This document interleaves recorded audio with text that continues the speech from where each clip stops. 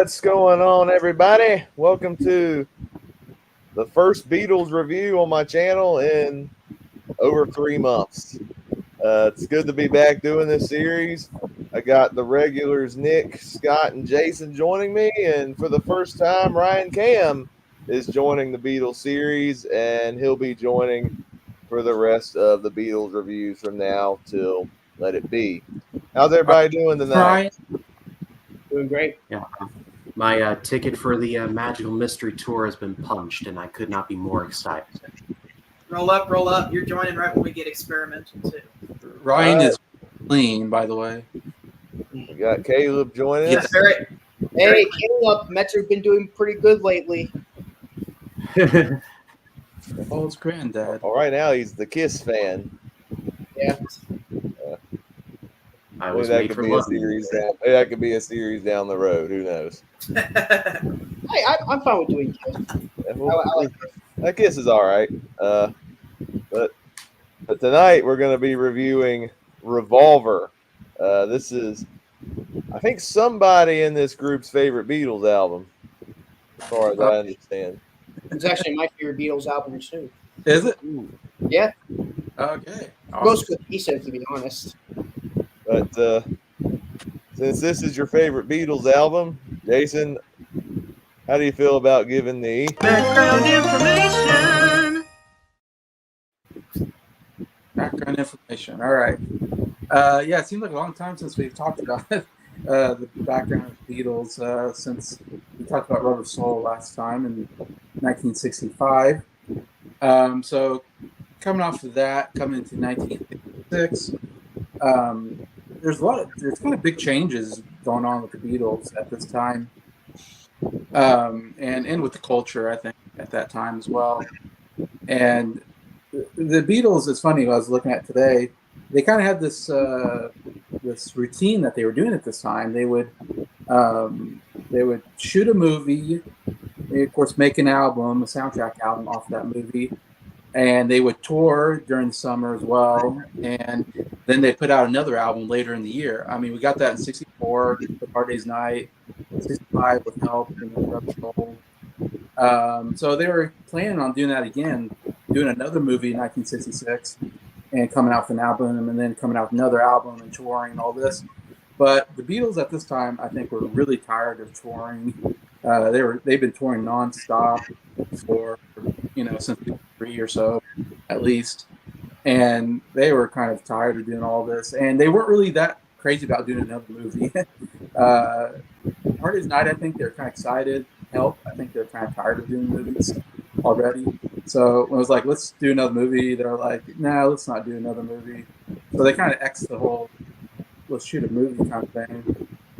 And that allowed them about 3 months free time, which they haven't had 3 months ever free. So this was like a big time period for them, 3 months that they got to, just work on recording and writing songs and stuff like that, and do whatever you want to do. Anyways, and so we see a lot of growth, I think, in this album for a lot of reasons. One is just that, they had so much time to put into this album. And when you look at Please Please Me, was done in 1 day. And I was reading that Rubber Soul took 80 hours of studio time.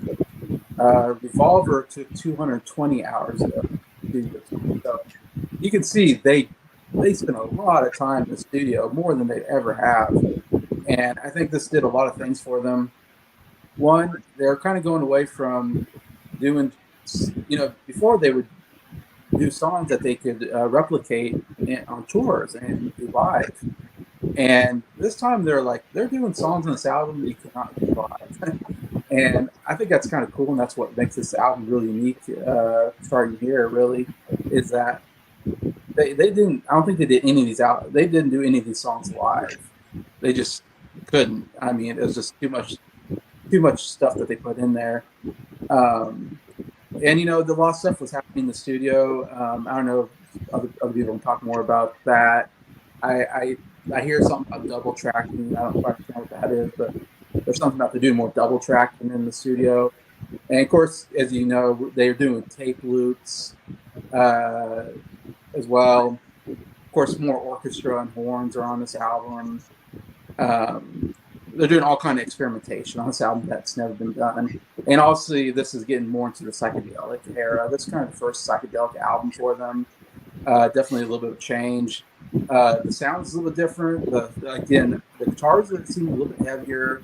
The songs seem a little bit heavier. I mean, you got some really great rock songs here with some great guitar riffs, solos, some of the best that they've ever done.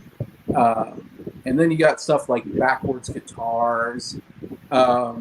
Paul loved to record stuff, and they would put it in, I think, and then they would again, someone can maybe speak better about this, but I think they sped up stuff and all that, and that's where you hear all these crazy effects like different stuff that they're there. And I think you have to talk about, LSD was the big thing now. We talked about Help and Rubber Souls, like marijuana was the drug that they were doing. 66, now we got LSD is the big drug. And definitely John and George were kind of big LSD guys, I would say, out of the group. And you see that in their music in this album. Definitely more because of that, I think. Also, you see Eastern philosophy coming in, especially with George, really getting into the Indian music with the sitar. And even John, the Tomorrow Never Knows, kind of has a Eastern, theme to it.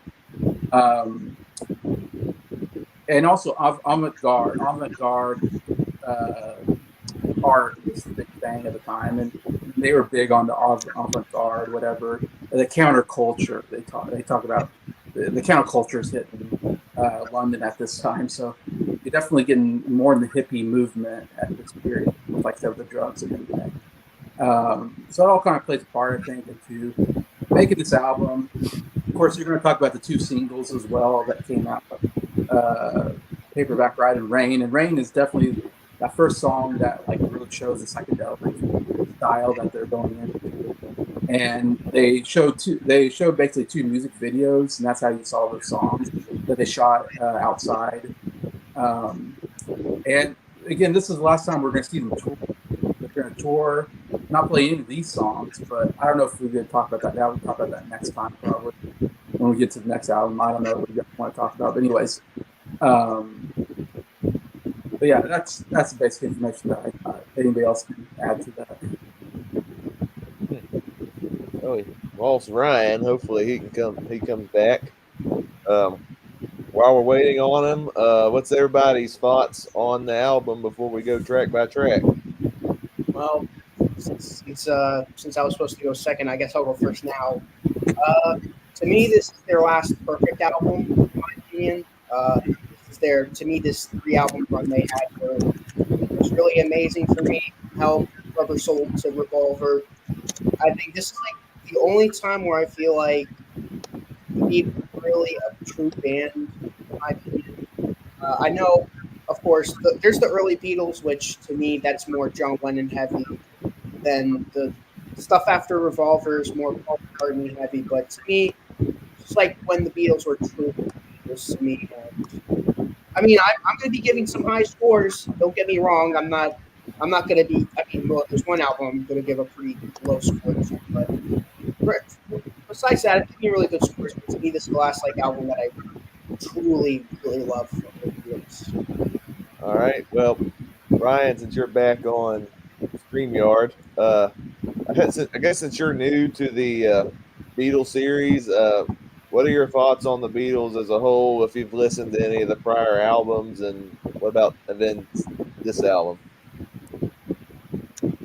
Well, I know the hits. I actually listened to "Please Please Me" the other day for the first time. That was actually a really solid album. So I know the heavy hitters, but this is going to be my first real deep dive. And as far as this album goes, I really enjoyed it. I listened to it twice to prepare. Once an initial listen, and then once to refresh my memory for tonight. And I'm honestly kind of shocked at how many songs that I recognized were off of this album. There's 3 or 4 that I knew of beforehand, like Eleanor Rigby, obviously. But then there's Here, There, and Everywhere, which I can't wait to talk about that one. That's one one of my favorite ones that no one talks about off of this album. So this was a joy to listen to. This was great fun. Okay, so the year is 1966. The Beatles come out with this, and you know it's going to be a different album when you take a look at this album cover. You're like, what is this? It's much more experimental than they've done before. By 1966, Jason, you already mentioned it, the Beatles were tired of touring. They're like, we don't want to make another movie. Honestly, I feel like the Beatles felt like they were being used too much by the media. They were boy toys, and they're like, we're not just like your like young like artists who are just there just to look good and pose for the camera. We're like, we're artists. We're done with the your teeny bopper music and getting chased around by the girls. Like, we want to make some good music, And so when they get to Rubber Soul, they're already moving in this direction from like less about the image and more about the music itself and about the art behind the music. And that really fully comes to they fully accept that change on this album here, Revolver, when they're leaving behind touring and suits and bowl haircuts, and they're ready to become someone else. Almost on a completely different band, a more artistic band, a more out there band, a band that maybe you don't have to be a teenage girl to enjoy. Like, anybody can enjoy this music. They're ready to make a statement that their music is going to last for centuries later, and it does, because we're still talking about it. That they're artists, and they want to be remembered as artists, not just as the boy band. And it's not until the next album that they really go into that by completely taking on a different persona as a completely different band, Sgt. Pepper's Lonely Hearts Club Band, so that they feel like they can make music that doesn't sound like the Beatles, because it's like, what is the Beatles if we're Sgt. Pepper's Lonely Hearts Club Band? We don't have to sound like the Beatles. I might be getting a little ahead of myself there. But this one right here, this is when the Beatles decided to make their statement. And this is the one that kind of changed everything. Yeah, totally agree. Yeah, of course, no secret. This is my favorite album of all time.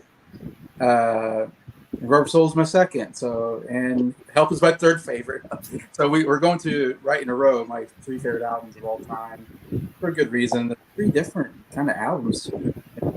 But like I think Nick said, like, it feels like this is almost the last time before the Beatles start becoming more individuals.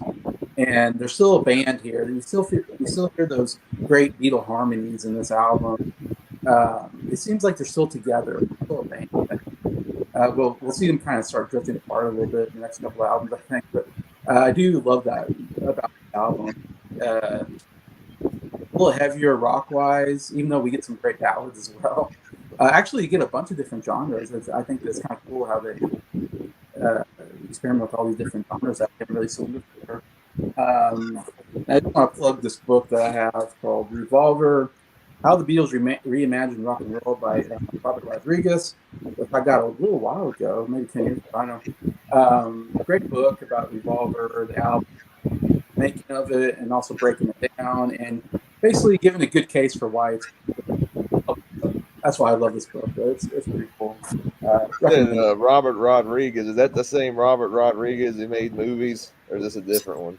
It's a different one. I'm like, if that's the guy who directed Spy Kids. Spy Kids. Like, what? No, he's a big Beatle. Secretly moonlighting on the side as an author. One day he's directing Machete, the next day he's talking about the Beatles. All right. Well, I think I'm in agreement with you guys. I think this is another fantastic Beatles album. A lot of great stuff on it. You can see the continued growth and experimentation that the Beatles started to really accomplish, especially in the later part of their career.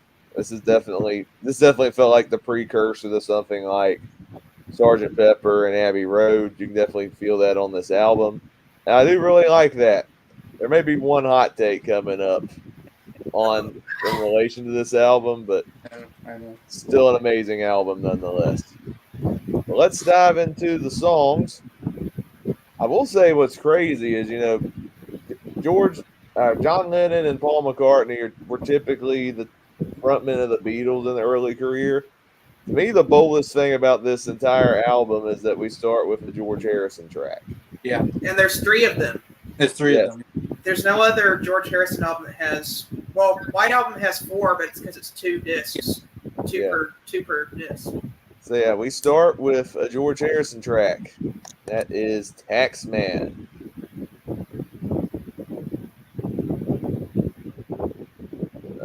Ryan? Oh, that's me. Oh shit. Yeah, you start. You're good. You're good. Yeah. So 1, 2, 3.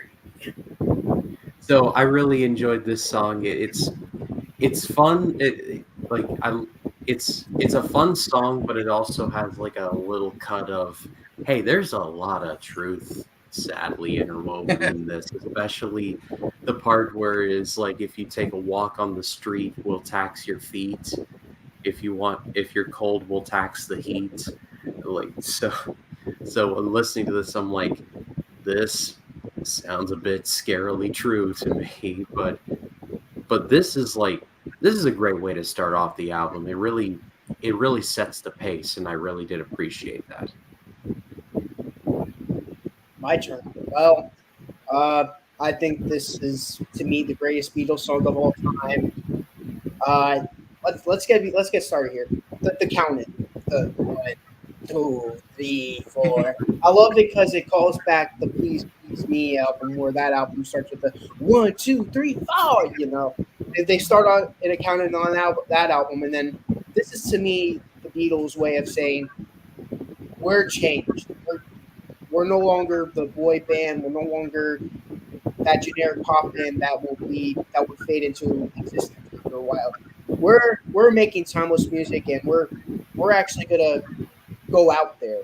And that counting, to me, some people might just look at that counting and be like, oh, it's weird, whatever. But to me, that weird counting is randomly one of the greatest moments in music history for that moment, because it's a sign of change. And I love that sign of change. And we haven't even gotten to the music yet. That's the crazy part about it. I love the "Let me tell you how it will be." Bum, bum, bum. There's one for you, 19 for me.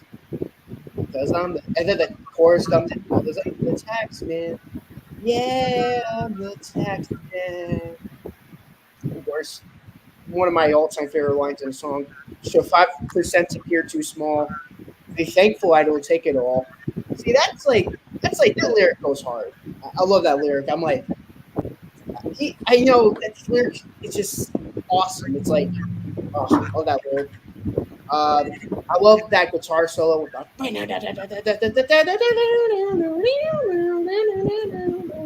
Oh, that guitar solo. It wasn't even George. It was Paul McCartney of all people. I'm like, oh, Paul McCartney, you're one talented guy. You're gonna hear me gush about it when we do the solo Beatle albums, and this is proof that Paul McCartney could be my friend sometimes. I think the Beatle harmonies are on top as usual. John and Paul did great on vocals, like backup vocals. To me, what I love about the song the most, it's like a fusion between the Who and the Batman theme song. This song is just pure epicness, and to me, this is easily the best song on the album. Well, you did it, George. You finally become a good songwriter.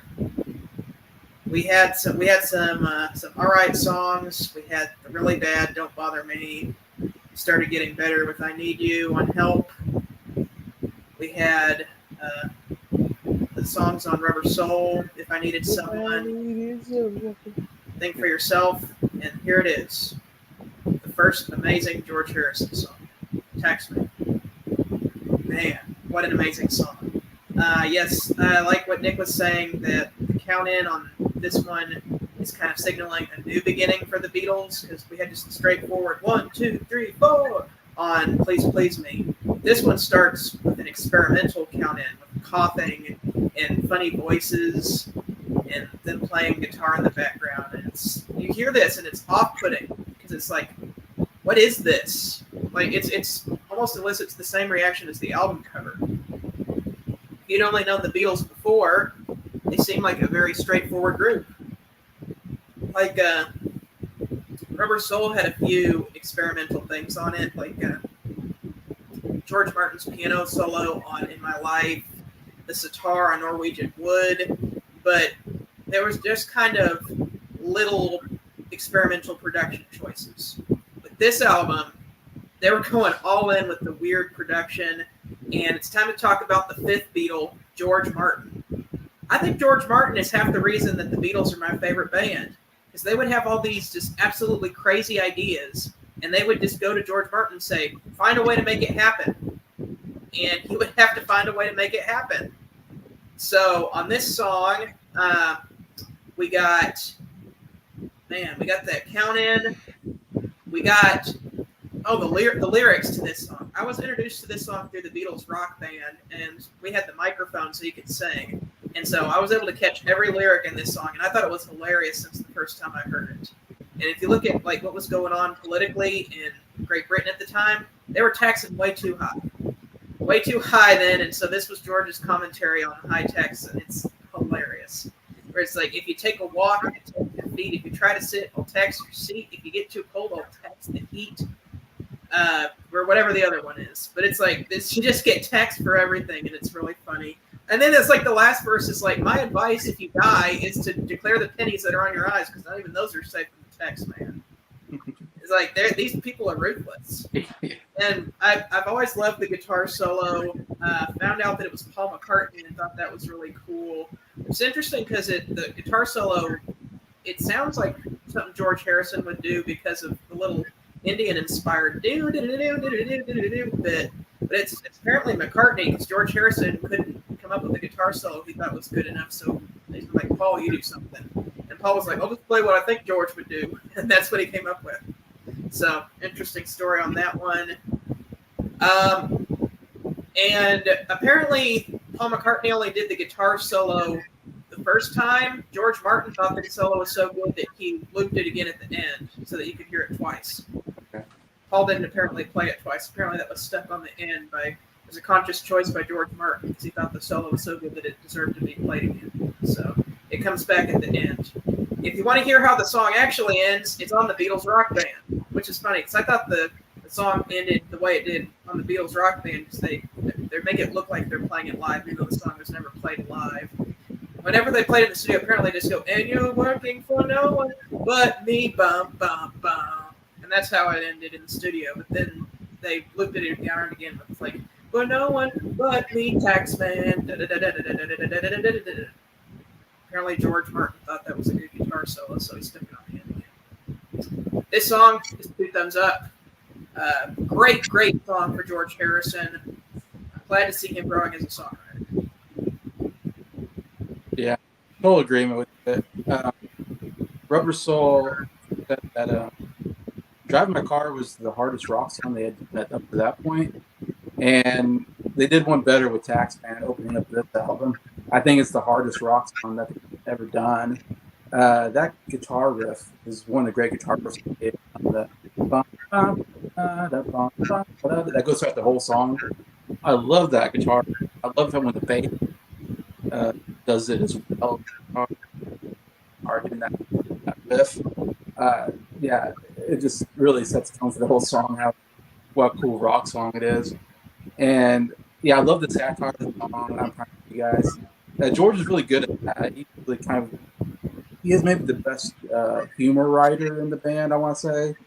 When it comes to songs, he's good at doing satire and stuff. And if you know him, he was like a big Monty Python as well, and did put a lot of money into them as well. But and I agree. I think that guitar solo might be my favorite Beatles guitar solo of all their Beatles stuff. If it's not, it's between that and maybe Something is my two favorite guitar solos. With the Beatles, yeah, that guitar solo it rocks. I've never when you get to this song, I'm sure if I can't imagine if you're in 1966 and you get to this song and you're like, wow, I've never heard the Beatles do this before. Like they've done guitar solos, but nothing like this. This is a whole new level, in my opinion, anyways. But yeah, again, yeah, love the song. Great song. Man, what an awesome way to kick off this album. I think it's cool that George Harrison got to open a Beatles album for once. It almost has like this funky little groove to it while also being a hard rock song. I think that's what I really love about it because the two blends make it such a distinct, memorable song. I love the satire on it. Like the tax your feet line I heard, I'm like, yeah, that's pretty funny. It sounds ridiculous, but it's funny. And then, like you said, the guitar solo, and this is pretty epic. Also, shout out to Eric Clapton's guitar solo on While My Guitar Gently Weeps. That's a stellar guitar solo in a Beatles song as well, but this one is pretty cool for sure. I'm gonna say it. Taxman is in my top 5 from this album. Is it number 1? Well, you're gonna have to find out. The next song is one of the more recognizable songs on the album. I'm sure we're all gonna give it high praise. Eleanor Rigby. So it took me a really hilariously long time to figure out that Eleanor Rigby is based on a real person. Like I'm not ashamed to admit that. It took me like way long to actually remember, like, oh yeah, there was actually someone named Rigby that Paul McCartney found in a cemetery and basically wrote a song about it, and now it's kind of a monument. It took me a really long time to know that, but I've always loved this song. My dad used to have the Beatles 1, which is like all of their hits pretty much, and Eleanor Rigby was the one that I would always like seek out because I never really knew like if Eleanor Rigby. Yep, that's the one. I had no idea if Eleanor Rigby was like a real person, but it's kind of like Penny Lane. You could just tell that like they were pulling from like real experiences and kind of creating stuff for the song. It's low-key kind of a creepy song if you think about it, because it's heavily implied that this Father Mackenzie might have killed Eleanor Rigby. I don't know. I might be looking too deep into it. But there's I don't think he did. there's some foul No. there is some foul play involved. That's what I'm saying. But No.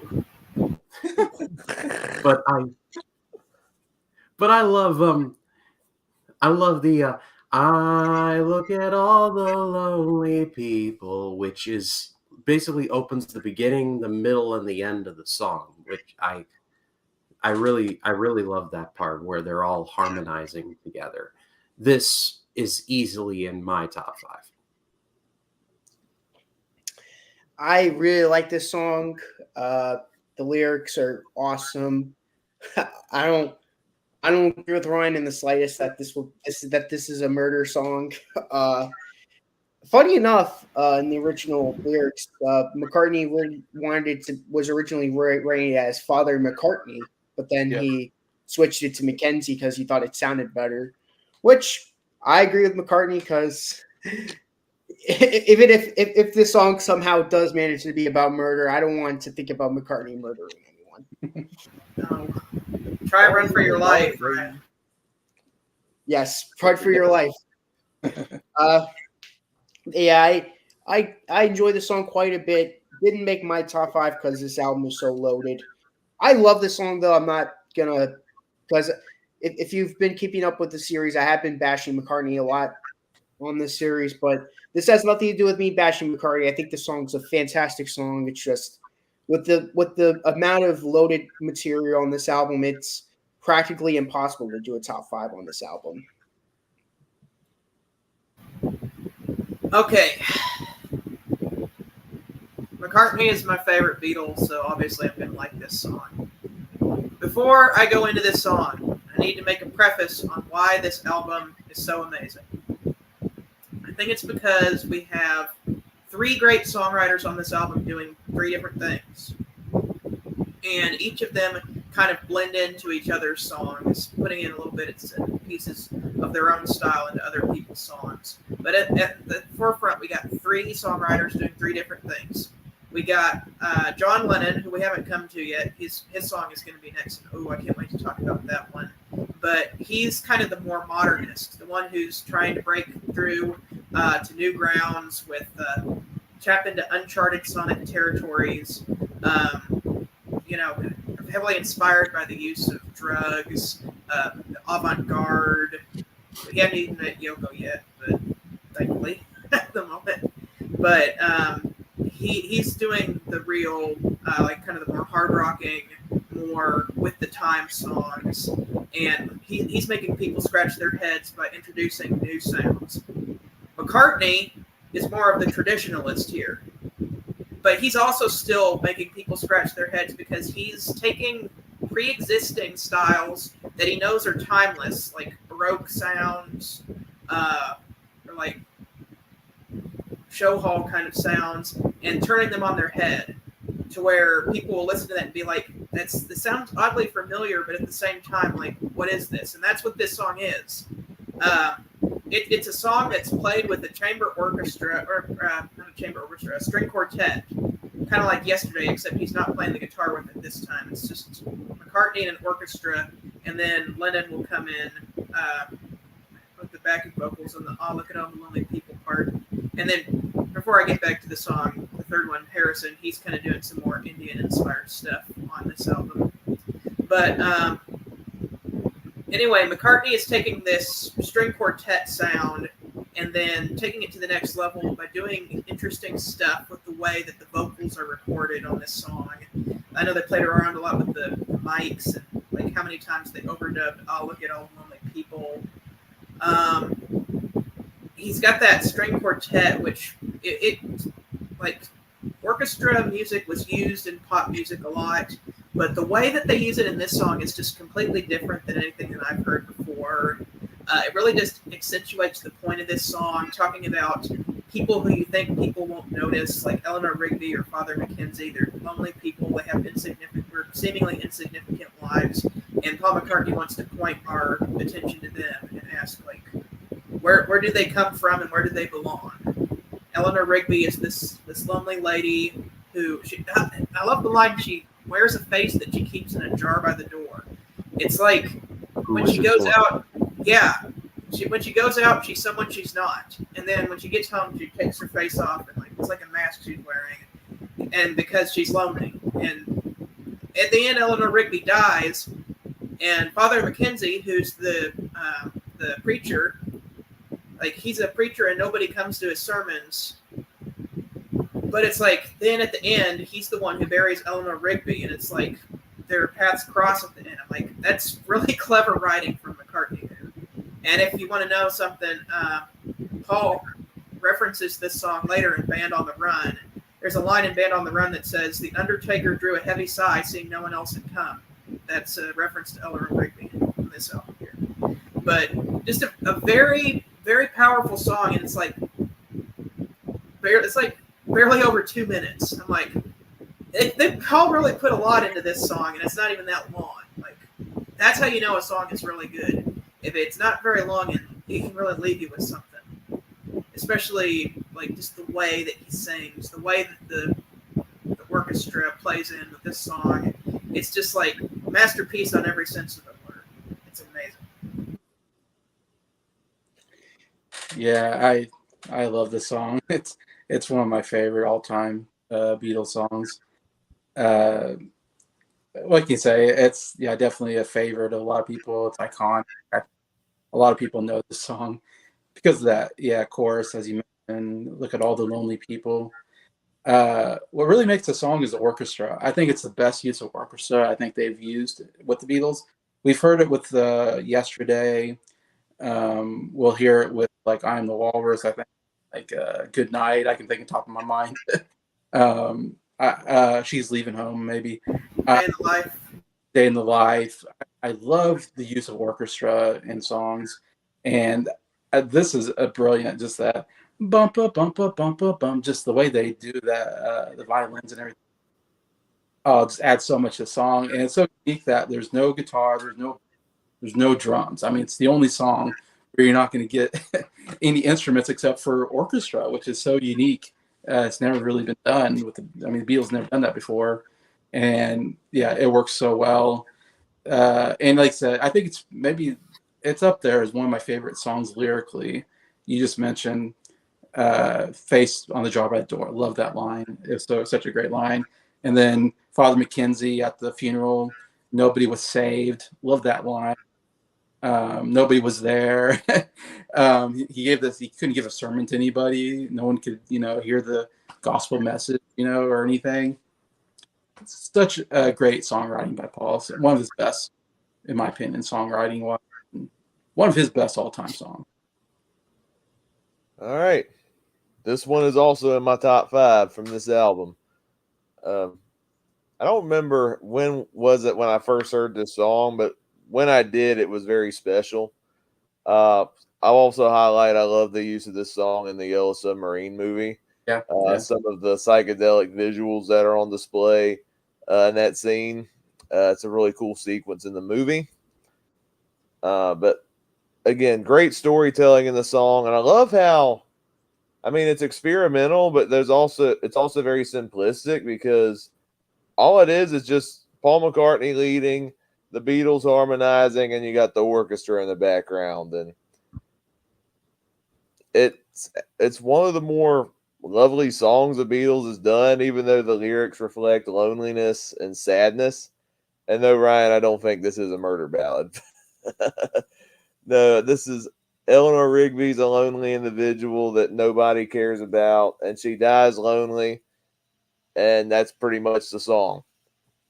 And it's sad, but to me, this is the only good version of Eleanor Rigby I've heard. I've been unfortunately introduced to a cover version by Aretha Franklin, which is awful. Don't listen to it, as much as I like Aretha. And I've been going through the John Denver series on my channel, and he did a cover of Eleanor Rigby on one of his earlier albums, and I thought it sucked. So, the Beatles, Paul McCartney, keep Eleanor Rigby to yourself in the Fab Four, please. It's funny because I actually really like John Denver's version of that song. All right, so next up we go to John Lennon's first track on the album, I'm Only Sleeping. And it shows. This feels like this feels kind of like a psychedelic song to me. I don't know if I'm alone in that, but I was certainly like picking up on that. My recommendation to everyone watching is watch the music video for this, because it looks like a Vincent van Gogh painting. It moves like one, and it's hypnotic in that regard. This would have been like my biggest discovery on the album, but there's another song that took that spot. It's a very good song. I really enjoyed it.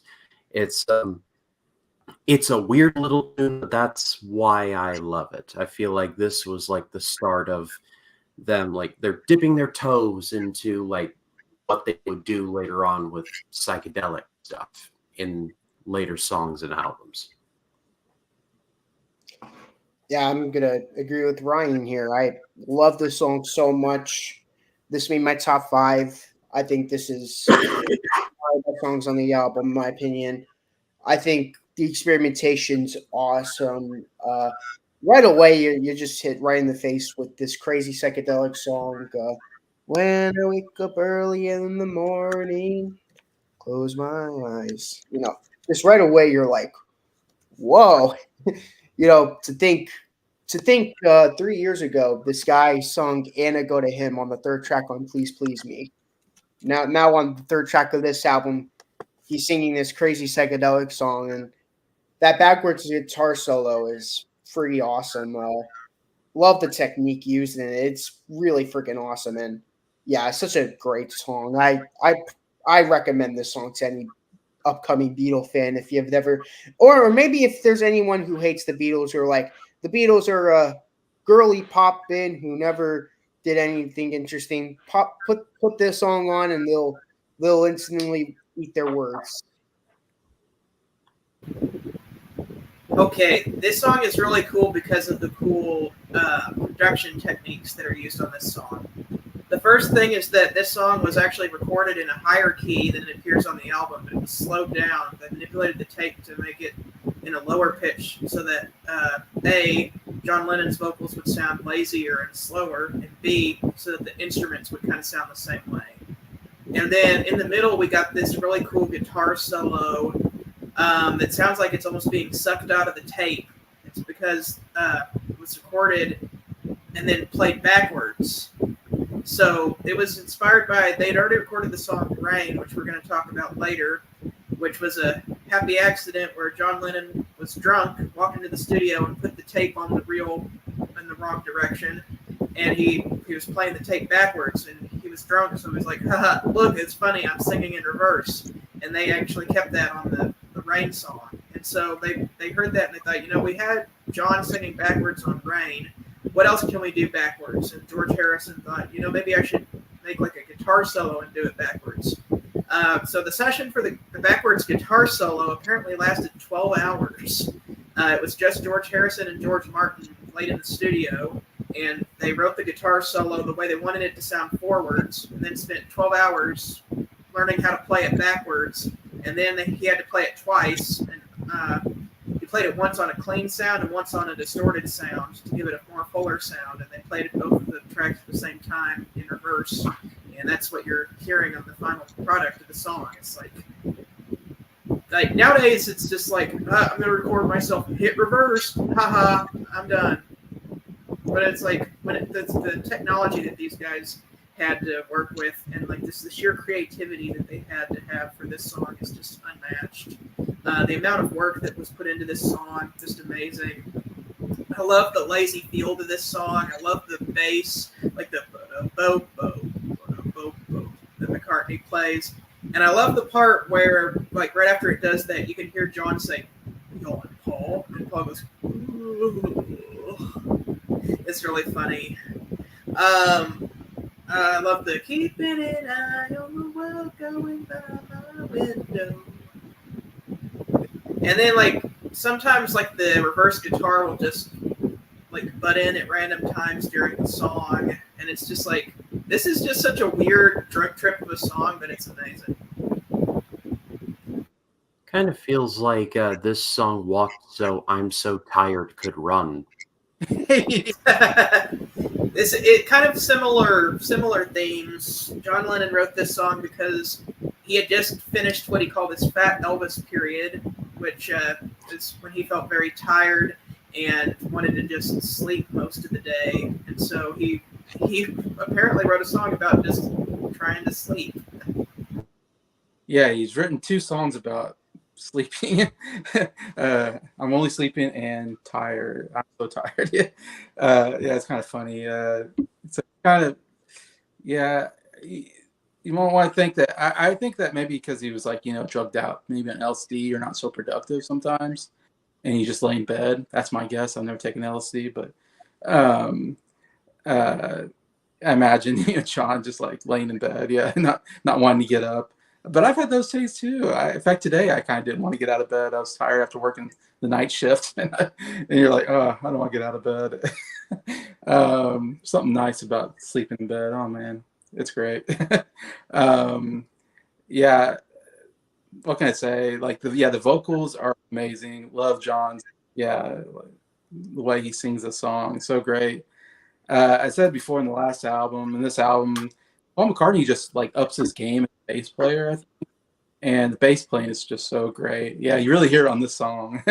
Love the bass on the song with the acoustic guitar. Sounds so good together.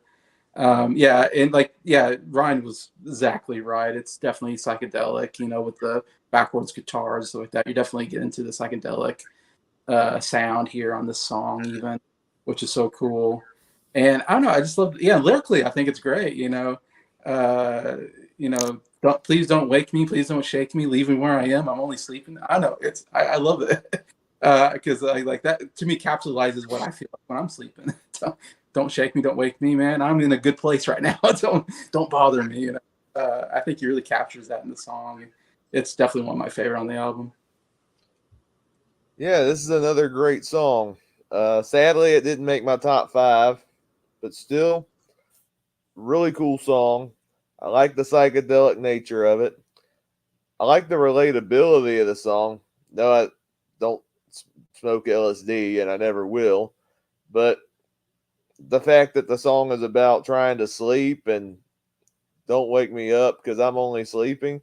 If somebody tried to disturb me in the middle of the night and wake me up, I'd feel like John Lennon when singing this song. And even John Lennon sounds like he's half asleep singing the song, but not that he's phoning it in, but I think it's intentional because of the lyrical content of the song. And I think it's absolutely brilliant.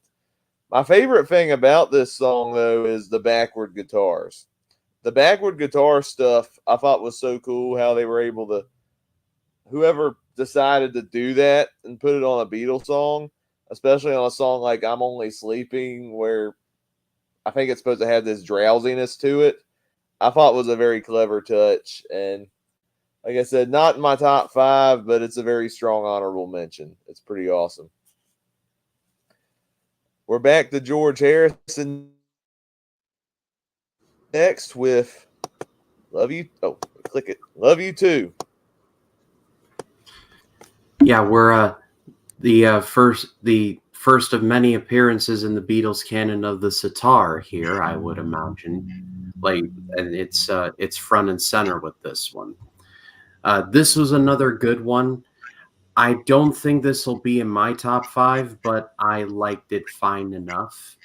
It it felt like kind of a bridge song of sorts from like I'm Only Sleeping to there, and then it's like it ends like if you're breaking it up into like thirds or fourths, like that's like the end of the first one and into like the middle of it. I don't know. I suck at math, so I could be way off, but this song is fine enough, but it's like the next track that really caught my attention. I really love this song. This is one of my favorites on the album. Didn't make my top 5, however. You know, we're 4 tracks in, and all 4 of these tracks couldn't be any further different from each other. We have the rocker tax man, then we have the orchestrated ballad of Eleanor Rigby, then we have the psychedelic madness of I'm Only Sleeping, and then we have this Indian sitar driven Love You Too. I mean, I can't blame Jason at all for thinking this is the greatest album of all time, because this reminds me of probably what I would think. I mean, probably arguably my favorite album of all time, which might be A Day at the Races, because that album's also that same way where the album just keeps going in different directions. I love when albums do that, because especially when they pull it off right, when all the songs are great, because you know you're making great music and it's also different from each other. So there's nothing boring, nothing uninteresting. You know, you can't be like, oh, it's the same, feels like the same song. If you're telling me this song and I'm Only Sleeping sound the same or sound similar, you're crazy. Yeah, this is just again just another showcase of how great the Beatles are on this album. And I really like I just really like George Harrison on this song. I like the way he was singing on it.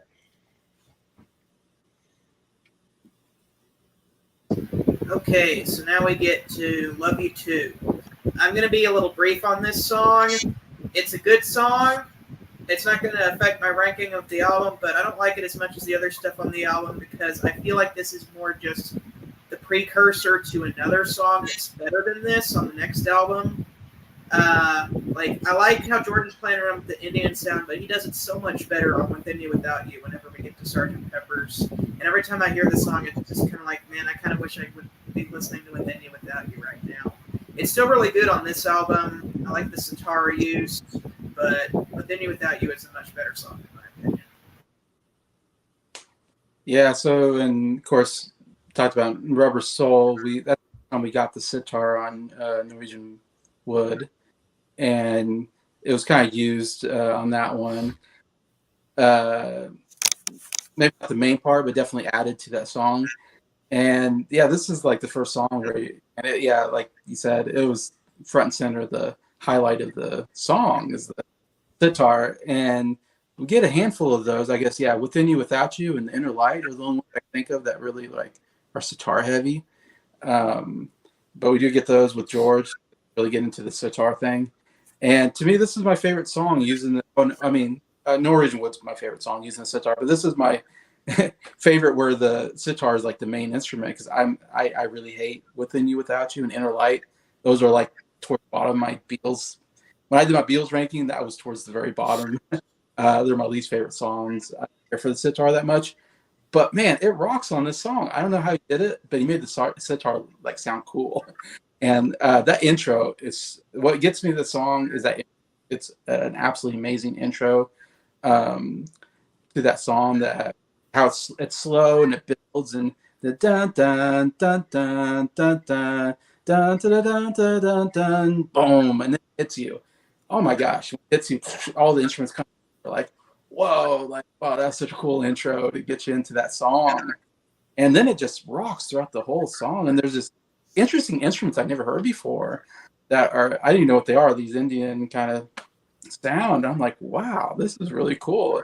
Never heard a song before or after that sounds anything like this. It is such a unique song in the beat. Most people would have no idea what the song is. It's one of the most obscure Beatles songs, probably in their whole catalog, discography, whatever, of songs. Probably knows the song, but I think it's underrated. I think it's a really good song. And I even like the, how George does that. Me, like, it's really cool. I really love the instrumentation and what George does with it. And man, Nick, it just totally nailed it. Four different songs, and they're all amazing. It's so cool, yeah, how they start this album with this. But yeah. All right, so the first time I heard this song was also in the Yellow Submarine movie. It was actually the scene in the movie that introduced George Harrison, the cartoon version of him. And this like very trippy psychedelic scene where he's like obsessed with like Indian music and Eastern philosophy. I think he was getting into, I think it was Hinduism around this time too. Yeah. So he was getting into that. But this is the album where you hear the full song besides the sitar intro, and this might be a hot take, but this song's in my top 5. Awesome. I think this song is Ooh, awesome. cool. I love the use of the sitar on the track. I like how it defines the overall melody of the song. I think George does a good job singing on it. I love the I think even the simple melody and how that like plays into I think the lyrics of the song.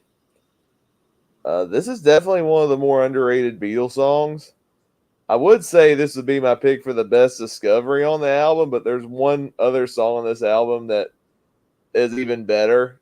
That's I'm gonna say is the best discovery, but I'm gonna say this one is in my top 5. It's pretty cool. Then we follow that up with Paul McCartney ballad, Here, There, and Everywhere. This, spoiler alert, this is going to be my best discovery. This is a song I had no like real expectations of going in, and I love this song so much. It sounds so nice and so pleasant. I love especially the moments when the Beatles are like harmonizing together. I did a little digging, and I could have sworn that I thought this song was like about like weariness from the road. It turns out it's more of like a love song, which okay, that's all well and good. But I could have sworn like and the music video that accompanies it has the Beatles like going on planes and other things. So I could have thought like, oh, they're stopping touring. I feel like there might have been a correlation there, but I guess I was looking too deep into that. But period at the end of the sentence for me, Here, There, and Everywhere is probably one of the more underrated tracks on the album. I loved it so much. This song is freaking awesome. Again, didn't make my top five. Uh, I will say I gotta add. I'm so glad that Love You Too made Jacob's top five. Glad that song gets love. Yeah. Going back to this song though, it's funny enough. When I used to listen to the Beatles channel when I would go to car rides with my dad and my mom, I would hear this song a lot on that radio station, Beatles channel. I know Jason knows Sirius XM, and to be honest, I wasn't as into it when I first heard it. It took me a while to really love this song, but through the years, I've really come to appreciate this song as a whole. And yeah, this is a masterpiece. Okay, so in the last video, we talked a lot about kind of the friendly rivalry between the Beatles and the Beach Boys. Yeah. So Paul McCartney, it's made it no secret that God Only Knows is his favorite song. This is whenever they were making this album is right whenever either right when Pet Sounds came out or right before Pet Sounds came out, and they released "Wouldn't It Be Nice" and "God Only Knows" as a single. And Paul McCartney really liked "God Only Knows." And the story is that he was sitting at the pool at John Lennon's house, and John had told Paul, like, just wait, I'll be out in just a minute. And he like had a guitar with him, and he started writing this song. And then when John got out there, he's like, "Hey, John, I wrote me a song while you were waiting." And it was this song, and he kind of wrote it as an answer to "God Only Knows" by the Beach Boys. I will say, in terms of the songs, I like the music of "God Only Knows" better. It's a fantastic song. But I like the lyrics of this song better. That's my favorite part about this song is that the lyrics are amazing. Just this beautiful love song. Some of the lines are just amazing. I like the descending thing, that do do do do do do do do. I like that part when the guitar does that. It's a beautiful ballad and really a great song. I don't know if it's in my top five by now, but I don't know. There's too many good songs on this album. Yeah. Yeah, I think this is probably the Beatles' best love song they ever wrote, and one of Paul's best that ever written. Something. Something. That's true. That's a great. You're right. Something's the best one. But this is pretty much behind something. One of my favorite love songs that they ever did. It's just so lovely, so sweet. I just love the whole song. I want you here, there. I want you everywhere. So lovely, so sweet. It's funny. It's funny when we're talking about, I'm Only Sleeping and Taxman and Love You Too. Really experimental stuff, psychedelic. Paul's putting out these great ballads in this album. He's like, everybody's like experimenting, and Paul's like, I'm gonna give you the best ballads ever on this album. And this is one of the best. Yeah, I just love the whole instruments. I love the backing vocals, the ooh, whatever the other Beatles really adds to the song. And Paul's just his great vocals from him. I think he's really killing on the song. It's again another one of my favorite Beatles songs of all time. No surprise. Yeah, it's what makes Paul's writing on this album so good is normally what you just said there is like George experimenting, John experimenting, Paul experimenting. Most of the time I give crap to Paul for that, but his writing and the lyrics and the music is so good that I'm giving him the exception on this album. And there's one song in particular that was so close to being my favorite song on this album, which we'll get to that it's gonna be a while back, but there's gonna be a Paul McCartney song where it actually left me speechless when I first heard it. I know which one you're talking. I can't wait to talk about that one. That one. Yeah. That's in my top five. Yeah, me and Scott know what we're talking about. All right. So this was a new discovery for me as well. I'd never heard the song until listening to the album. It was actually 3 months ago when we were about to prepare originally before we had all the delays. I think this is a beautiful song. I definitely see the comparisons with the Beach Boys. Like, this is their answer to God Only Knows. I will admit God Only Knows is a much better song, partially because I've heard that so many more times. Still a very well done ballad. Paul does a great job. His earnest delivery singing these lovely lyrics. I love the backing vocals, very Beach Boys inspired. Is it their best love song, though? I think I'm going to agree. I like Something better. But still, really good song. I wish this one was in my top 5, but this album is so stacked with great songs that even songs as great as Here, There, and Everywhere just missed out in the top 5 for me, but still really good. I'll catch up on some comments. We got Bryson Flowers who says, Ryan, you're not alone. I suck at math too. Me too. I'm not the best at math either. But before we move into the next song, Bryson asks a question. Choose one Beatle to have a beverage with in your home. I got my answer. What's that? George Harrison, because I'd be able to talk about movies with him, because he was a noted film producer. He even produced Life of Brian, Monty Python's Life of Brian. And also he produced a film called Nuns on the Run, starring Eric Idle and Robbie Coltrane, Hagrid from Harry Potter. He does not have a beard in the movie, so that'll be a little shocking, but the movie's actually very funny. But George Harrison, big movie guy, so he would be easy for me and him to get along. I would go with Ringo because of all the. I mean, I'm gonna be brutally honest. I think George, John, and Paul are all talented people, but I would never want to be around any of them. I think they all have their flaws, to be honest. I mean, I'd say George is probably the best of the flawed ones, but you'll never catch me hanging out with John Lennon, especially because me and him would get into a lot of political arguments. Beverage McCartney, dinner George, because Paul's a big vegetarian and he hates it when people eat meat around him, so much so that if anybody wears leather or smells like McDonald's on his team, they get fired. So if it's a beverage, McCartney, but if it's dinner, Harrison. Very true. Yeah, it's always going to be Paul McCartney. He's my favorite musician, singer, songwriter of all time. I love Paul McCartney. Yeah. Don't get me wrong. I'm not saying it. I'm not just going on. I'm not gonna go by. I'm not gonna be just on the Beatles. I think Pete Townsend would also be a terrible person to be with because you'll just be miserable the whole time. Sorry to interrupt there. It's just kind of funny you say that because you named your whole channel after him. I know. I think Phil Collins would be a fun person to have dinner with. Oh yeah. I think for me, this might be a shocker, but I'm going. I agree with Nick. I'm gonna say Ringo. All right. I think Ringo just seems like the most chill out of all the Beatles, and I think he'd be the best one to have a drink with. Plus, I'll ask him to play some country music. Oh yeah. Ringo's a big country guy. I'll say, hey, play Ring of Fire.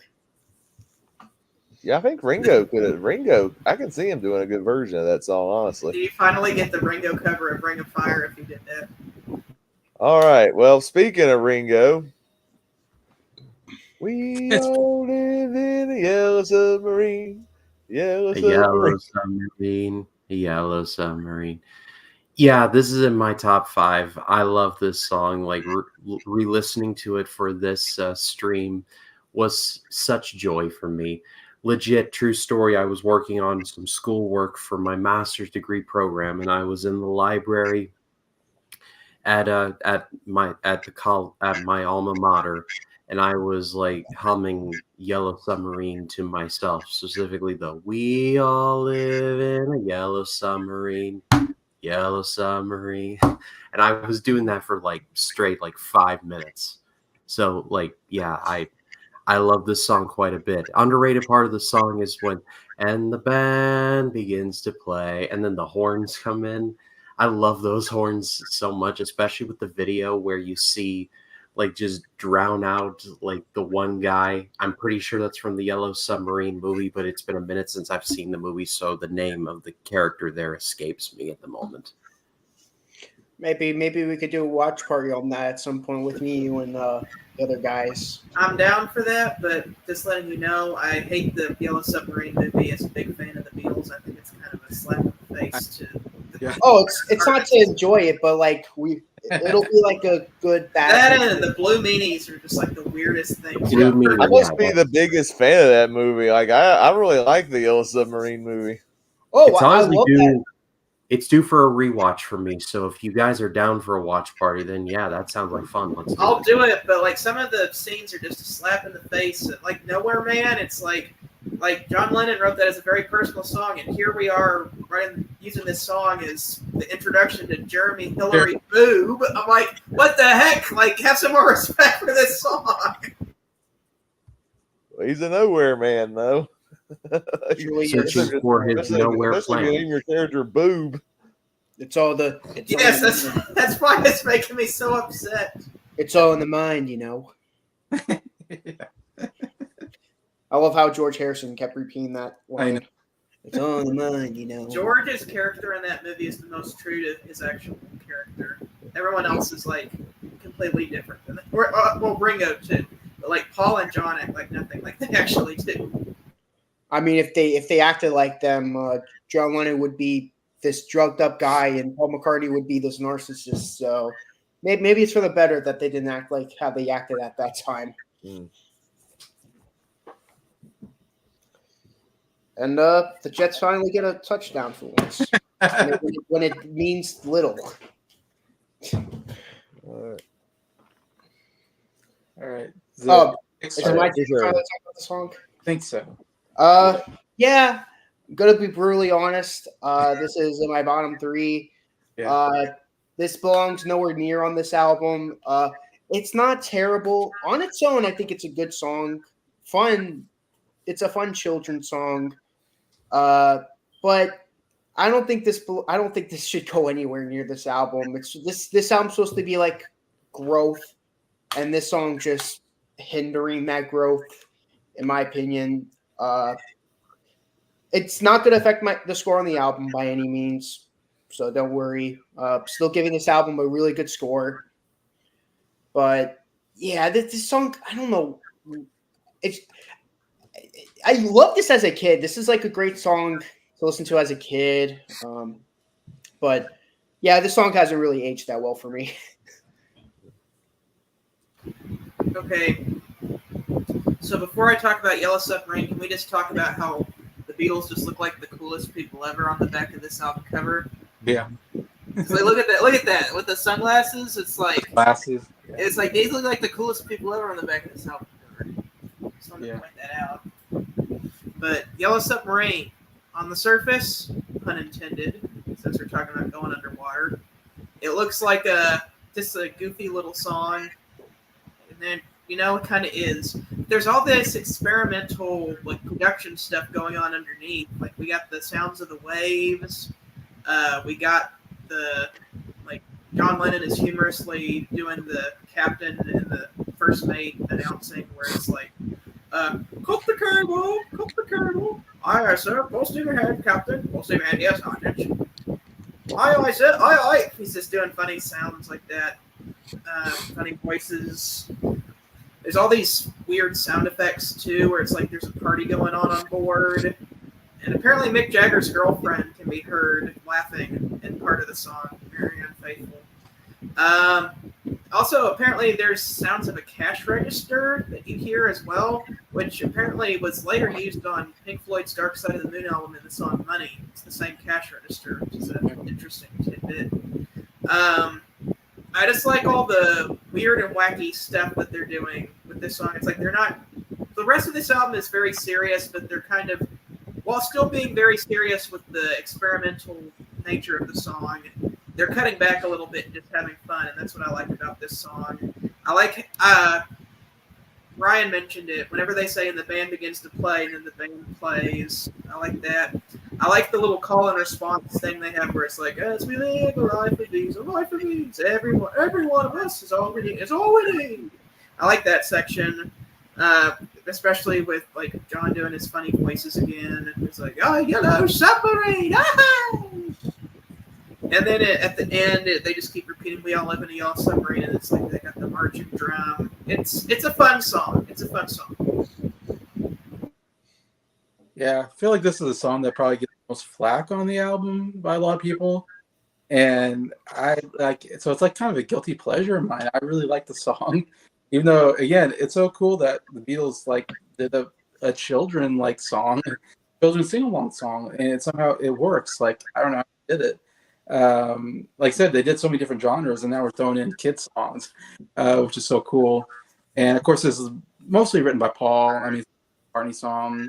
Paul really is one who came up with the idea, and specifically for Ringo, because they usually had to write songs specifically for Ringo's his voice range, because they knew what he was capable, what he was able to do voice wise, and plus it's just a fun song. It really fits Ringo. I don't know, it got the right personality for this kind of song, I think, and it's one of my favorite Ringo songs probably, and I think a good performance overall by Ringo, singing wise. And I saw Ringo in concert, I think back in 2019 maybe, and one of the highlights of my life is getting to sing along with Yellow Submarine with Ringo on stage. That was so cool to be.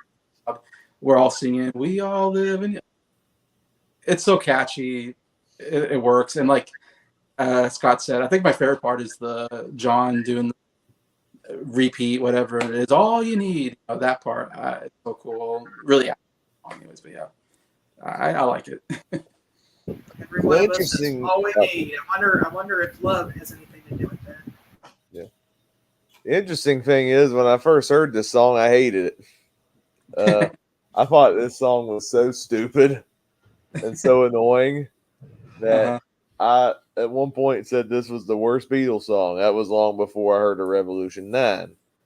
But for some reason, I just kept singing this song to the point where I'm like, is this song really that bad? Like, I'm really singing along to it. It's such an earworm. Then I listen to it again. I'm like, yeah, the song's silly, and the song is, dare I say, kind of dumb. Like who lives in a yellow submarine? Like, that's wild. But, all of us. We all live in the yellow submarine. Yeah, I've never been in a submarine in my life. What are you talking about? It's a different world. Is this a communist propaganda song? I don't know, but I love the song. It's catchy. This is I think this is probably the hammiest Ringo Starr song, I think, in the Beatles lineup. And I think I love it for that.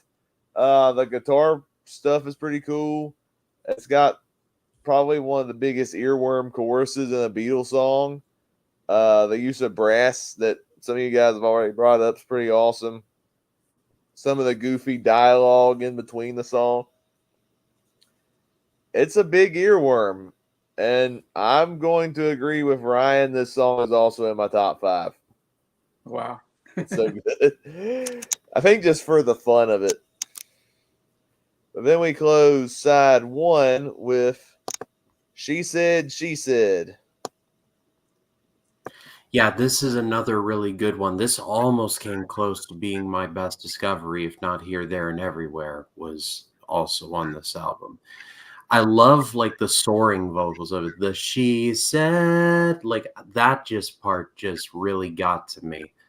So this is, I don't think this will be in my top 5, but that just speaks to how good this album is. It's like, I could almost make like a top 10 of sorts, because there's like, I hesitate to say there's like bad songs on there. I don't think there's a bad song on there. At least that's my opinion anyway.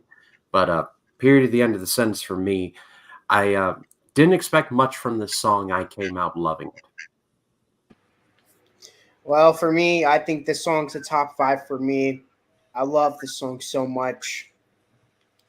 I think normally I gave Ringo I usually think Ringo is somewhat of a below, if not just an average drum player, but to me, this was one of the few times where I'm like, you know what, Ringo?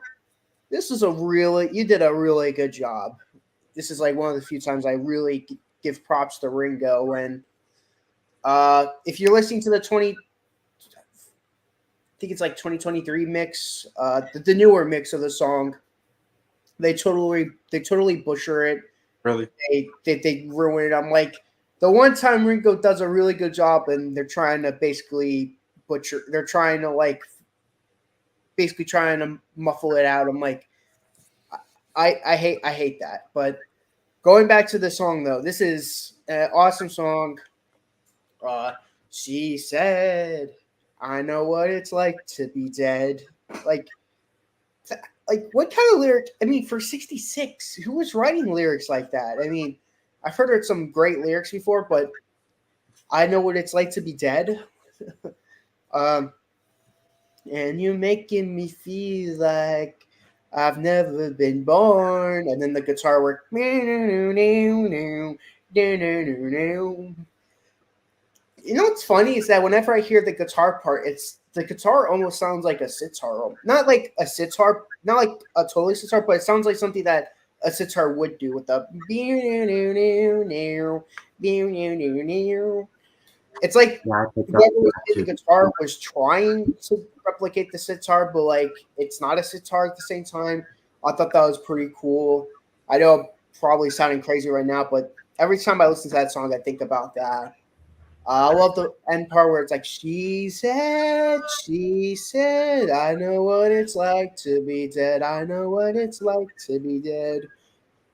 What a masterpiece, that end off side one. It's like, I mean, if Yellow, I wish Yellow Submarine wasn't in between like two masterpieces. Like, yeah, Here, There, and Everywhere, this goofy children's song, and then She Said.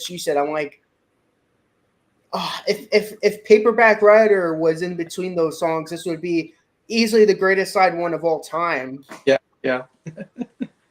I mean, I still really like Yellow Submarine, but I like Paperback Writer better, so I'm not going to disagree with that. But man, She Said. The origins of this song happened when John Lennon was hanging out with the actor Henry Fonda. They got high, and Henry Fonda apparently just like started. Not Henry, but Peter. Peter Fonda, whatever his name is. I was gonna Son of say, Henry Fonda. Peter Fonda, whatever his name is. But they were getting high, and he just sat there for a while and didn't say anything. And John looked over at him like, "Are you having a bad trip or something?" And he looked over and said, "You know, man, I know what it's like to be dead." And John thought, "Write that down. That's a good lyric." okay, now I need to see a hypothetical conversation between Henry Fonda and John Lennon high. Oh. You know, man. You don't care about the facts, John. You're a sadist, John. But anyway, the guitar tone on this song is amazing. The sound of this guitar, so good. Man, just the drumming that Nick was talking about from Ringo. And if you want to hear some high praise for this song, you can find a video of Leonard Bernstein, the classical composer, talking about how much he likes this song. Look it up. It was on a program called like The Rock Revolution or something like that, where Leonard Bernstein was actually talking about how some of the current music was actually good, even right down to the music theory of this song. So check that out. It also has an appearance from Brian Wilson and the Beach Boys playing Surf's Up. That's the most famous scene from that program. But man, just a great song and a really rocking way to end the first side of this record. Yeah, Peter Fonda. He shot it. He had his dad's gun and accidentally shot himself with it, and the ambulance had to come get him, and he was bleeding really badly, and he was declared dead for a second. You know how that happens sometimes, where you can get declared dead, but then you somehow get revived and you don't die. And so yeah, he came very close to dying as a kid, and so that's where he came up with that. Yeah, and they're on a drug trip, and he brings up, "Hey, John, I know what it's like to be dead," and that freaked the heck out of John. It's like when you're tripping out on drugs, you don't want that kind of negativity thrown at you. It can throw you to a bad trip. And John was kind of mad at him, like, "Don't say that kind of crap." But then it was such a cool saying that John used it at the beginning of the song and throughout. And it's one of the best lines. I mean, it's the very first line. She said, "I know what it's like to be dead." It's like, what an incredible line. Like, yeah, because if you hear it, you're like, what does that mean? I know what it's like to be dead. Why would someone say that? What does it mean for the song? I don't know. It just sounds cool as far as I can say. It's just a cool line that he uses throughout. Saying that, it's a great rock song. Again, this album, just the rock songs are just a little bit harder rocking. The guitars are just a little bit, harder. They're just different, and you can see it in this song as well. Like, I love the guitar here. The whole sound of the guitar, the tone of it, whatever, just sounds different. And and just the little guitar licks, whatever, throughout it. Really, the intro, and then I know, and another great line, like she makes me feel like I've never been born, and then the like, oh man, that guitar is so cool sounding. Yeah, it's another just absolute great rock song, and probably one that's underrated. People don't talk about. All right. This song, I didn't know the backstory behind it, so that was crazy. This is another really good Beatles song, and I think you hit the nail on the head with that opening line. She said, I know what it's like to be dead. It definitely helps the song stand out. I've heard different opinions on who the she is. Is this like a weird romance that the main character's involved in, or is he singing about drugs? I wouldn't be surprised if it is drugs, because all the Beatles were on drugs when making this album.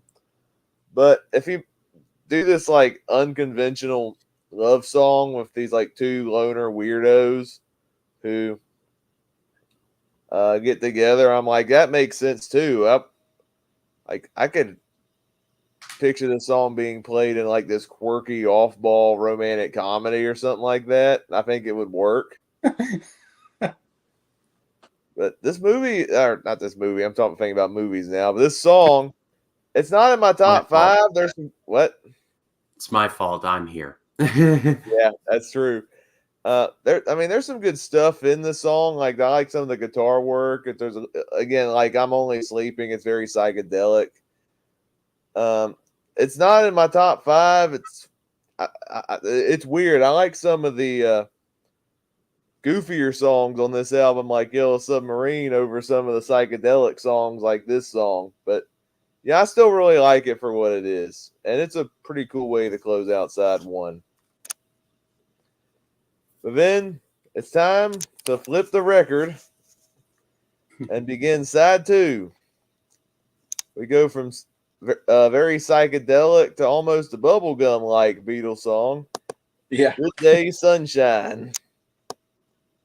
So, turns out I had heard a version of this song in like a commercial somewhere many years ago, and I couldn't put my finger on where I had heard it, but I know I heard it. But when that first strain of Good Day, Sunshine, I'm like, oh my God, I've heard this song before. Not this particular song, but I've heard this song, these lyrics before. And I can't remember where, but I know I've heard it. Point is, I love this song. Like, this is the one that almost missed out on my biggest discovery one, but I don't think that would count because I've heard it before. Technically, sort of, kind of, it would have been a gray area. Regardless, I love this song. It's so fun. It's so upbeat. This will be in my top five. As for me, I've said it before. I'm not the biggest fan of this song. We know it's coming. I mean, after that awesomeness of She Said, it's like, why, Paul? Why? It's like most of the time when I listen to this album and I flip the record over, most of the majority of the time I go straight to "And Your Birkin Sing." I think that's a much better follow-up to She Said. Either that or put Paperback Writer as the second side opener, and you got an epic side opener. But do I hate this song? No. I have to be in the right mood to want to listen to this song. I do kind of like its more tongue-in-cheek sarcasm to it. You're probably thinking, why do you think it's sarcasm? Well, Paul was going through a lot of crap around this time. He was going through breakup. He was going through a bad breakup with his girlfriend, which we'll get to another song that kind of deals with that. And sometimes when someone asks you like, "How's your day doing?" and it's been a bad day for you, you sarcastically say, "Oh, just great. Today couldn't get any better." There's a Phil Collins song we're going to talk about with the same kind of lyrics on the Duke album tomorrow, Jacob. Oh wow. But to me, this is kind of the sarcastic, like, yeah, everything's just a great day. I love her, she's loving me. Well, we all know around this time that couldn't be further from the truth. So I respect it for its tongue-in-cheekness to it, because I feel like Paul kind of wrote this as kind of like a coping mechanism for himself. But to me, this is too bubblegum. I mean, this sounds like something that the Association would sing, and I don't know if I want to hear an Association type song on a Beatles album, to be honest. I don't know. I really like this song just because it's McCartney taking a style that McCartney, I think, kind of saw the potential of particular genres and the timelessness of certain genres, and kind of picked those types just because A, he knew that kind of music would last, and B, because that's what he grew up listening to. If you look, Paul McCartney's dad was like in a big band or something, played the clarinet, if I'm not mistaken. But Paul McCartney was surrounded by music growing up, and songs like this are kind of Paul McCartney's spin on songs that he grew up listening to, kind of music that he was surrounded with when he was young, but him putting his own spin on it. Of course, the biggest example of that is like Penny Lane, where he got that trumpet solo in there. But it's just a very happy-go-lucky song. I love George Martin's piano solo in the middle. Very good. It just kind of makes you feel happy when you listen to it. Yeah, I think that's the main thing I take away is, yeah, it does give you, it's very happy. It's a very upbeat song. Yeah, it does make you smile a little bit when I hear it. Yeah, I would kind of be like, I like the song. I love it. It's like one of the weaker songs for me on the album, but still it's a good song. I love the main chorus, and kind of harmonies there with everybody, that good day, sunshine, very catchy. I do like the piano. I think piano adds a lot to it as well. The little interludes of the piano in there as well. And then the end kind of has a little experimentation with the good day, sunshine, good day. You know how they did that, which is kind of cool. But it's definitely one I don't go back to as much, but I don't mind it.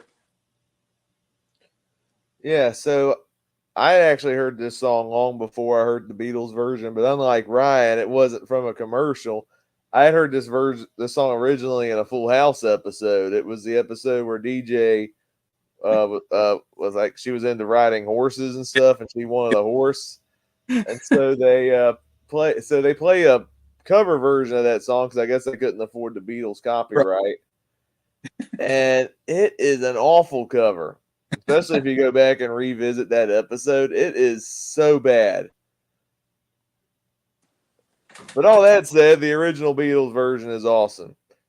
I don't know if I buy that this song is very sarcastic because I don't hear that when I listen to the song. I think this is one of the most upbeat songs the Beatles has ever done. Like, it gets me in a good mood when listening to this song. The harmonies are so good. It feels like it reminds me a little bit of like the Beatles equivalent to that song "Happy Together" by the Turtles. That's what it kind of reminded me of a little bit. Both songs, I think they came out around the same time, where the songs are very upbeat. It's like a very joyful type song. And that's how I felt when listening to this. And I think the song's great. It's not in my top 5, but still a really good song. But I will say it's an honorable mention. Yeah, I know Happy Together, it was in my top 10 favorite songs of 1967, I believe. So it is around that time, yeah. Bryson says Full House or Fuller House. It's Full House because DJ was still a kid when they did that. Yeah, I was like watching Full House the other day because it was on, and there was Uncle Jesse was in a cast, and this awful cover of Help comes on. I'm like, oh, that's not the only time they did a bad Beatles cover. Oh yeah, I know what you're talking about. Yeah. That episode, that cover is awful. I'm gonna be brutally There was also honest. a bad cover there's a bad cover of Help in the movie Cheaper by the Dozen, You'll know when you hear it. Then there's that terrible version of I'm trying to think of that Beach Boy song, Forever. In Full House. Yeah. Yeah, I knew he did a lot of Beach Boy stuff. Yeah, I'm gonna be brutally honest. I think Full House is extremely overrated. I tried watching the show, but I'm like, I don't see why people love that show so much. When I was a kid, I loved it. I don't know if I like it as much now, but yeah, It's like it's pretty goofy. it's goofy. Yeah, it's very goofy. To me, like the shows like those older sitcoms that people hold fond is because people will watch it together as a family, make memories. That part I could see why, but the show itself, I'm like, no, I think the show is kind of overrated. I'd rather watch like The Simpsons. Oh well, yeah. Let's move into the next song. And Your Bird Can Sing. So this one was one that I had no knowledge of going in, and it took me by surprise. I really enjoyed this one. I'm thinking.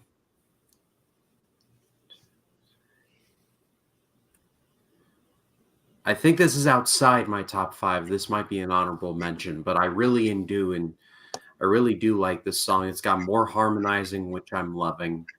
So yeah, this is a sleeper hit on this album for sure. Yeah, I freaking love this song. much. Every time this song comes on after Good Day Sunshine, I'm like, thank gosh that song is over now. Now this song's on. So, sorry to the people who are big fans of the last song, but this song is just so much better. I don't know if it's because it's a harder rock song and I just like their harder rock songs more. I mean, I am a huge Metallica, Megadeth, and Black Sabbath fan, so that might contribute to that. But this I love that guitar.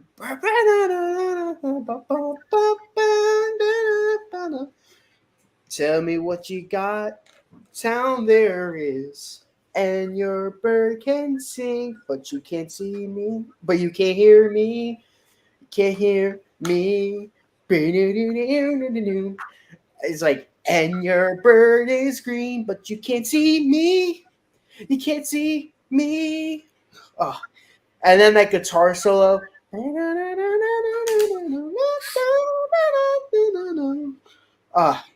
This is such an underrated song. I saw Jason's video on his favorite album of all time. That video, I remember Jason saying, this is like extremely underrated, and I'll second Jason on that. This is extremely underrated. Like, even for Beatles standards, it's underrated. Like, when you talk to a Beatles fan, like, this song is barely spoken about, and to be honest, I don't get why. I think this is better than Yellow Submarine and Good Day Sunshine all the way, and people tend to talk about those songs a lot more. And I'm like, really? I'm like, because they're good, actually, Nick.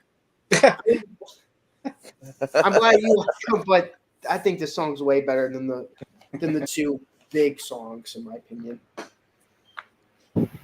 Okay, now this is rock and roll. This is probably my favorite of John Lennon's songs on this album. Just do a quick look over.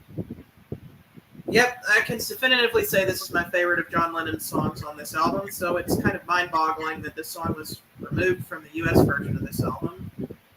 Shout out to Yesterday and Today, though. It is on the album. But, man, what a just rockin' song with the guitar intro. Like the guitar on this is just great. The two harmony parts. It's just a real just rockin' song. Gets you going. Also, lyrically, I think this song is a jab at Mick Jagger because bird is a British kind of slang term for a girl. And so Mick Jagger was dating Marianne Faithfull at the time, who was a singer. And so it's like, you got everything you want and your bird can sing. So it's like, so basically Mick Jagger, you got all this stuff going for you and your girlfriend sings. Your girlfriend's a singer too. Like, what's going on there? A little slight jab at Rolling Stones, which the Beatles and the Stones would take little jabs at each other every once in a while. Not the last time we're going to hear that. But we got Nick's Rolling Stones series going on at the same time. If you haven't subscribe to Townsend 505 and check out Nick's Rolling Stone series up to Exile on Main Street right now. But great song. Yeah, I actually heard the song when I was a kid. The first concert I ever kind of went to was a Beatles concert called 1964 Tribute. I was maybe like 10 years old, and it was in Branson, Missouri, and one of their shows that they have there. It was in the Glen. In fact, it was in the Glen Campbell Theater. Was the name of the theater. I remember now, and that was the first time I went and saw like Beatles group. Man, blew me away because I was just beginning to be a Beatles fan. Like at 10 years old, that's when I started becoming a Beatles fan and getting to see this whole live band, like the Beatles play like the Beatles. And the whole point was they're supposed to be playing songs of the early Beatles. That's why it's called 1964. But then they throw in this song, "And Your Bird Can Sing," in the concert, which I never heard of. Of course, didn't know anything about it as a kid. I was like, what is this song? This song sounds really cool. And it's cool about the song is that it's two guitars playing kind of simultaneously. That guitar riff, it has a kind of cool sound to it. I think is the two guitars playing together. But in the live concert I saw with the Beatles band, tribute band, one guy played like both parts on the guitar somehow, and I seen him do it. I seen him like on YouTube doing it or something. And I was like, man, that's impressive. He's like doing both guitar parts on one guitar. It's kind of cool. But anyways, but yeah, that's my introduction to it. And then I forgot about the song until much later. And I think I want to say it's on Beatles Rock Band. And I think I was playing Beatles Rock Band and that song came up and I was like, man, this song rocks. That guitar riff, one of the best Beatles guitar riffs. Like I already said, Taxman's one of my favorite. And Andy Bird Can Sing is also up there. My favorite riffs, like Nick was doing that. Oh, so cool. And it goes throughout the whole song. It's a short song. That's the only thing. I wish it was a little bit longer because it's so cool. But man, it's paced really. I mean, it just zooms. I mean, it kind of reminds me of like I've just seen a phase or something like that. It's just like fast paced throughout. Doesn't take any time to stop or minger around. It's just, man, it's in and out. And yeah, the guitar solo, the way the guitar changes throughout it, and then the harmonies are really great. You get some really great harmonies on this rock song. So it's, man, yeah, it hits me in all the right spots. One of my favorite songs. All right. So not only is this song in my top 5, this is my pick for best discovery. Mm-hmm. I think this song is awesome. I love the guitar. The guitar riff is really cool. This felt like, I don't know, I can't vouch for this or not, but this feels like the prototype for some songs Creedence Clearwater Revival would do. Like I got massive John Fogerty vibes hearing this song. Particularly the guitar riffs and the harmony work that the Beatles were doing on this. I think this is a really, really great song. Very underrated. I never heard it until listening to the album. And again, this one's in my top 5. It's such an awesome track. Yeah. You only follow that up with For No One. So I enjoyed this song. It's kind of one of the weaker songs. I think this one and another one we're going to be talking about a couple tracks away, I think kind of blend together for me, but I'll cross that bridge in a second. I don't have much to say on this one. I thought it was fine, but there are better songs on here. Sorry, Ryan. I couldn't disagree with you anymore. This is in my top. This is my second favorite song on the album. Oh, wow.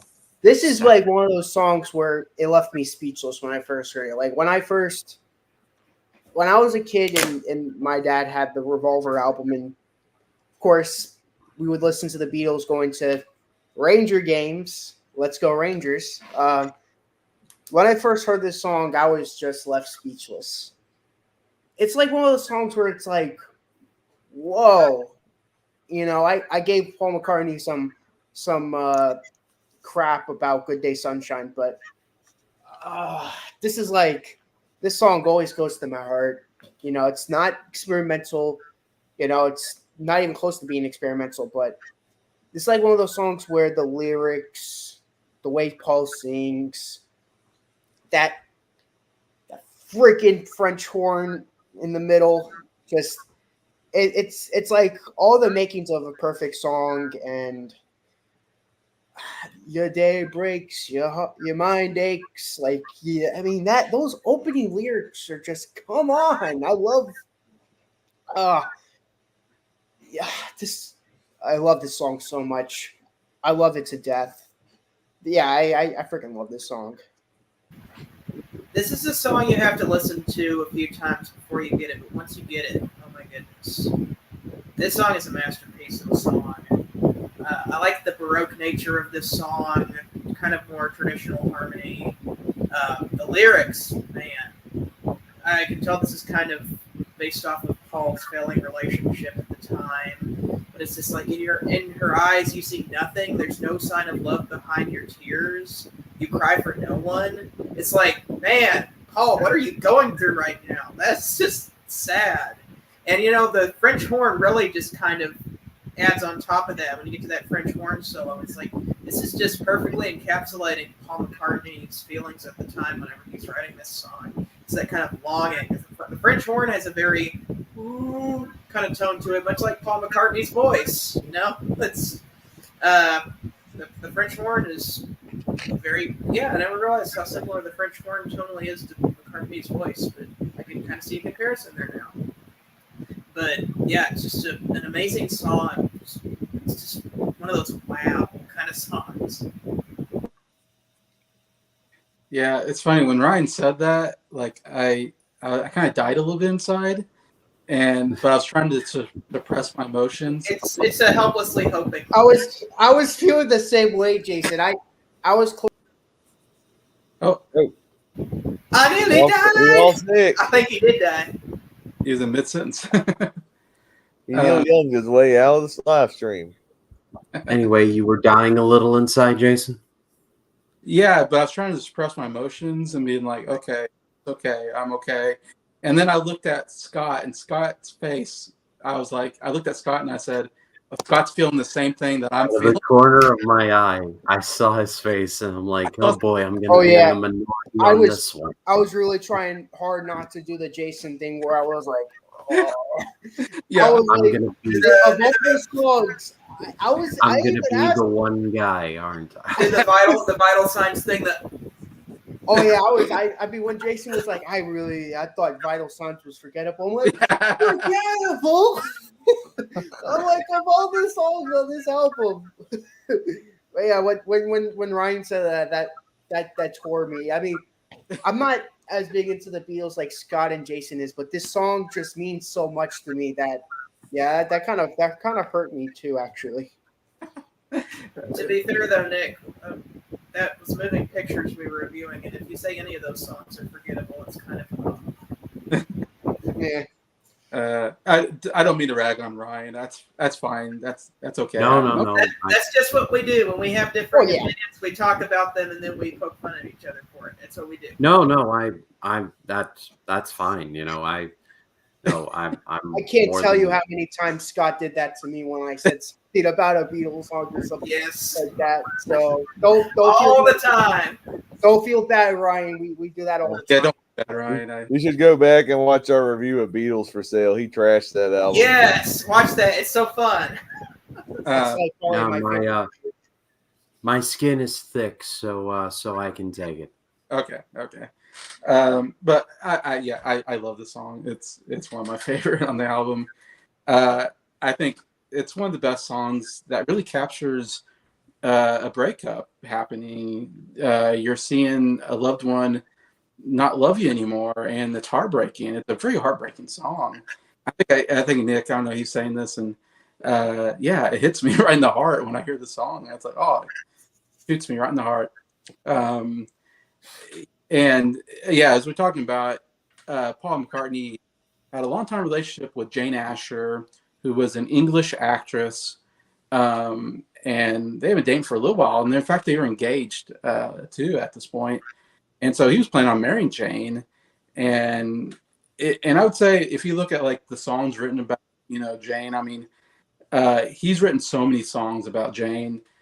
I would say maybe the only person he's written more songs about is maybe Linda, but that's probably close. I mean, there are a lot of songs he wrote about her because they dated for a while during this time, and you get love songs and you get heartbreaking songs.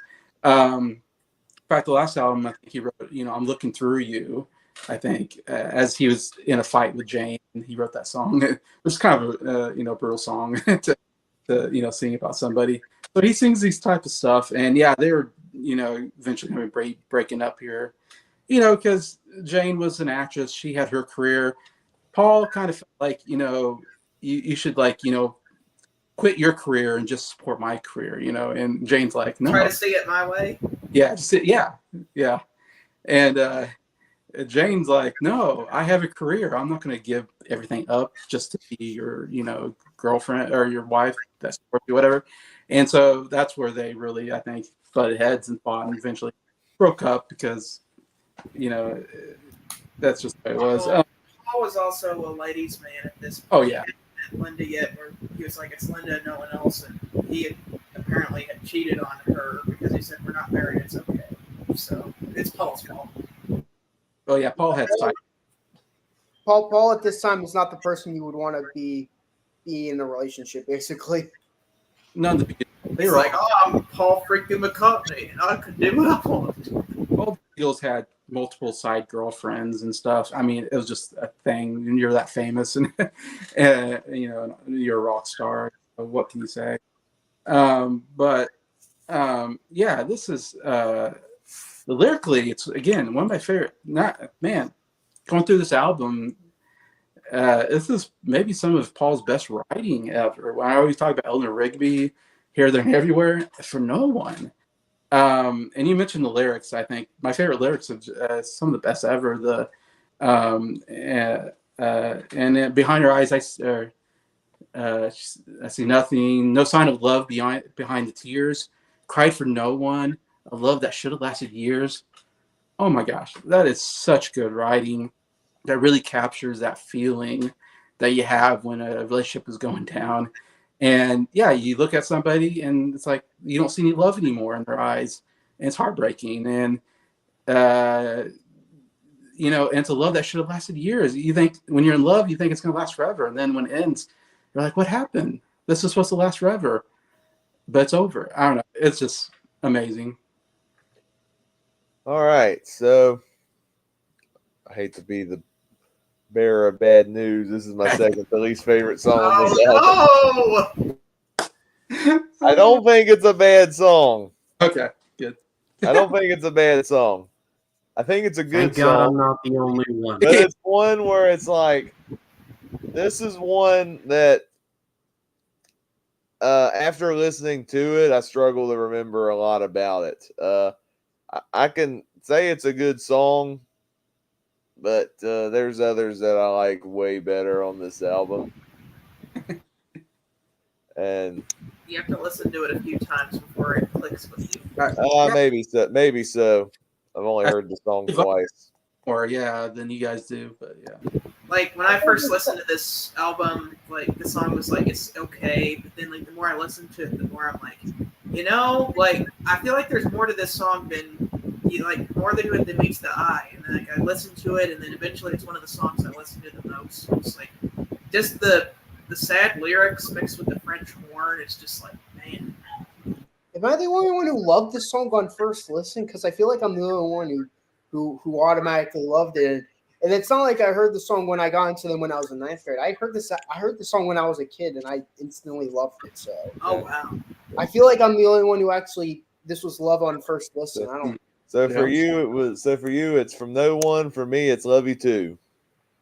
Yeah. We got more comments from Bryce, and I want to highlight the Turtles, the Monkees, the Beatles. Is the '60s just known for animals? Well, there's also the Animals. That was the band in the '60s. And there's also a house in New Orleans. Yeah. There's crickets. Yeah. I'm sure there's more. If I thought about more, they loved naming animal names. Yeah, I've never heard of the Turtles band. Happy to Go is a good song. That's Of course, there's the Crickets. Oh Yeah. yeah, that was more in the 50s. Buddy Holly and the Crickets. Yeah, that was 50s more, but The Monkees, on the other hand, I'd only known since Shrek popularized "I'm a Believer." yeah. That's a good song.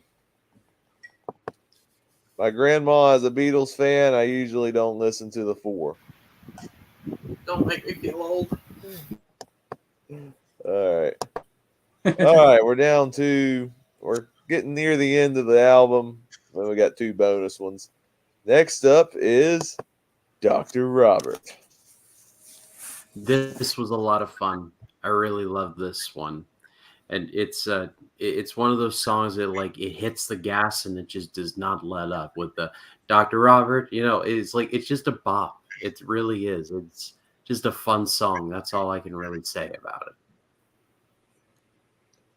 I like this song, but I don't think this is nearly as good as the last song. I mean, you have this awesome Baroque pop song about a breakup, and then next song it's about drinking a special cup from Dr. Robert. Don't get me wrong, I actually do like the song, especially the fake stereo version on this album in the background, the one in the middle, Yesterday and Today. Fake stereo on that song goes hard for no reason at all.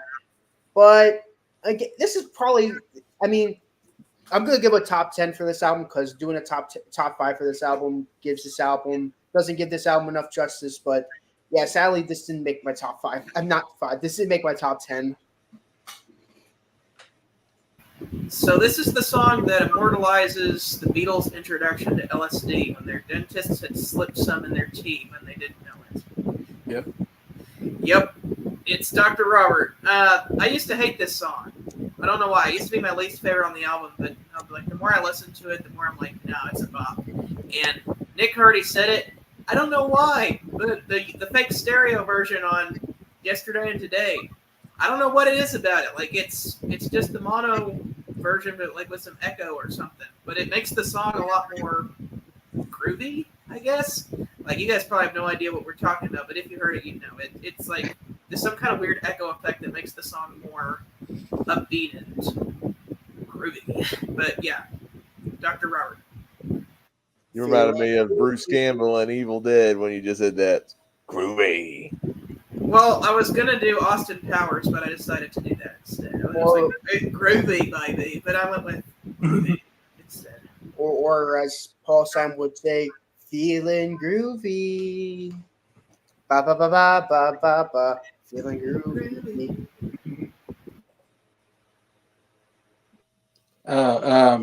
Yeah, Dr. Robert. This is a song that usually when people do a ranking on Revolver, almost always this is the very last. Like everybody like really rags on the song like it's the worst on the album.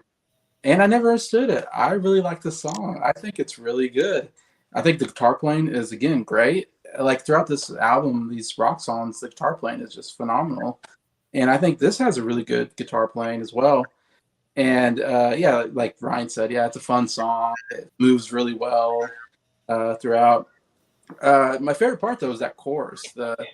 And there's like a ringing guitar. Like the guitar has like a ringing to it that I really love. And I love the well, you're feeling fine. It's so unique, and it's so much different than the rest of the song. It's a cool rock song, and then you get this really different chorus in there, and then it goes right back, Dr. Robert, and then it goes back into the guitar part.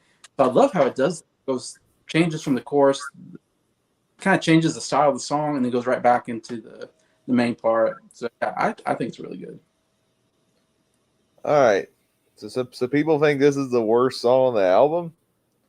That's what I hear. I strongly disagree with that. Now, is it in my top 5? No.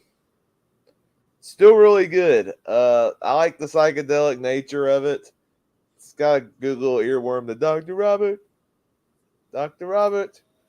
I think it kind of like straddles the line between catchy and kind of creepy at the same time, because if the song is about drugs, there's definitely a creepy undertone to it. But it's 100% about drugs. Take a drink from his special cup.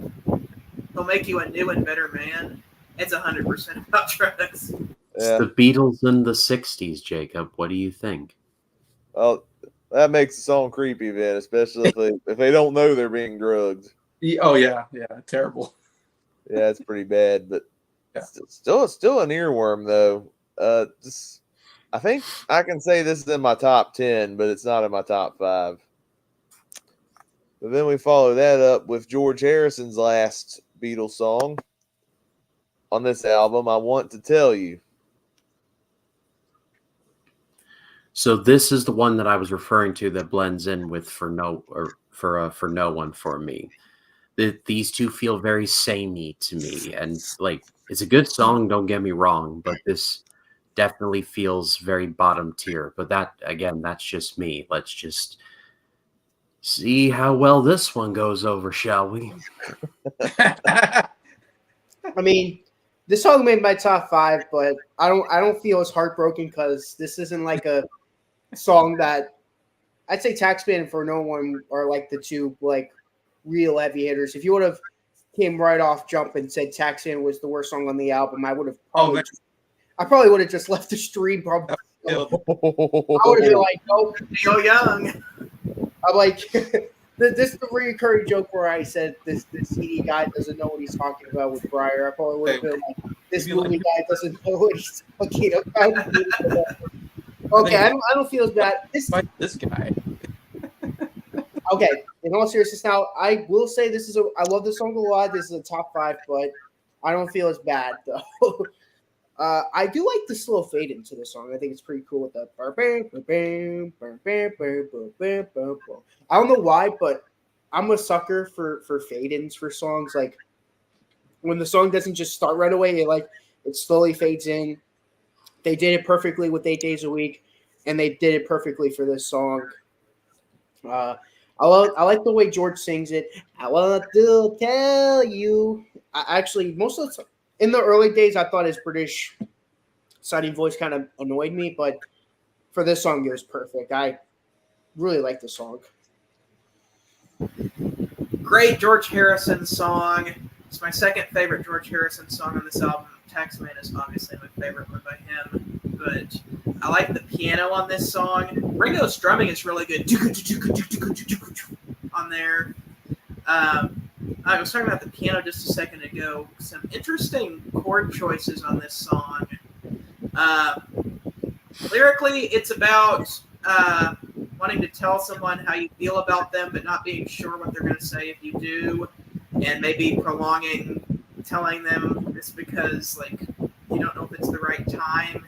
He even says, like, I can wait forever, I have time. I will say, whenever you have somebody that you like and you want to tell them that you like them, but you're not sure how to do it, the song hits very close to home. It's a fantastic song. Yeah, this is another solid Harrison track. 3 Harrison songs, all 3 I think are really good. Yeah, this is a very underrated song. Again, I say that about a lot of these songs. I think they're all kind of underrated because there aren't the big hits necessarily, songs you hear on the radio, songs that people talk about.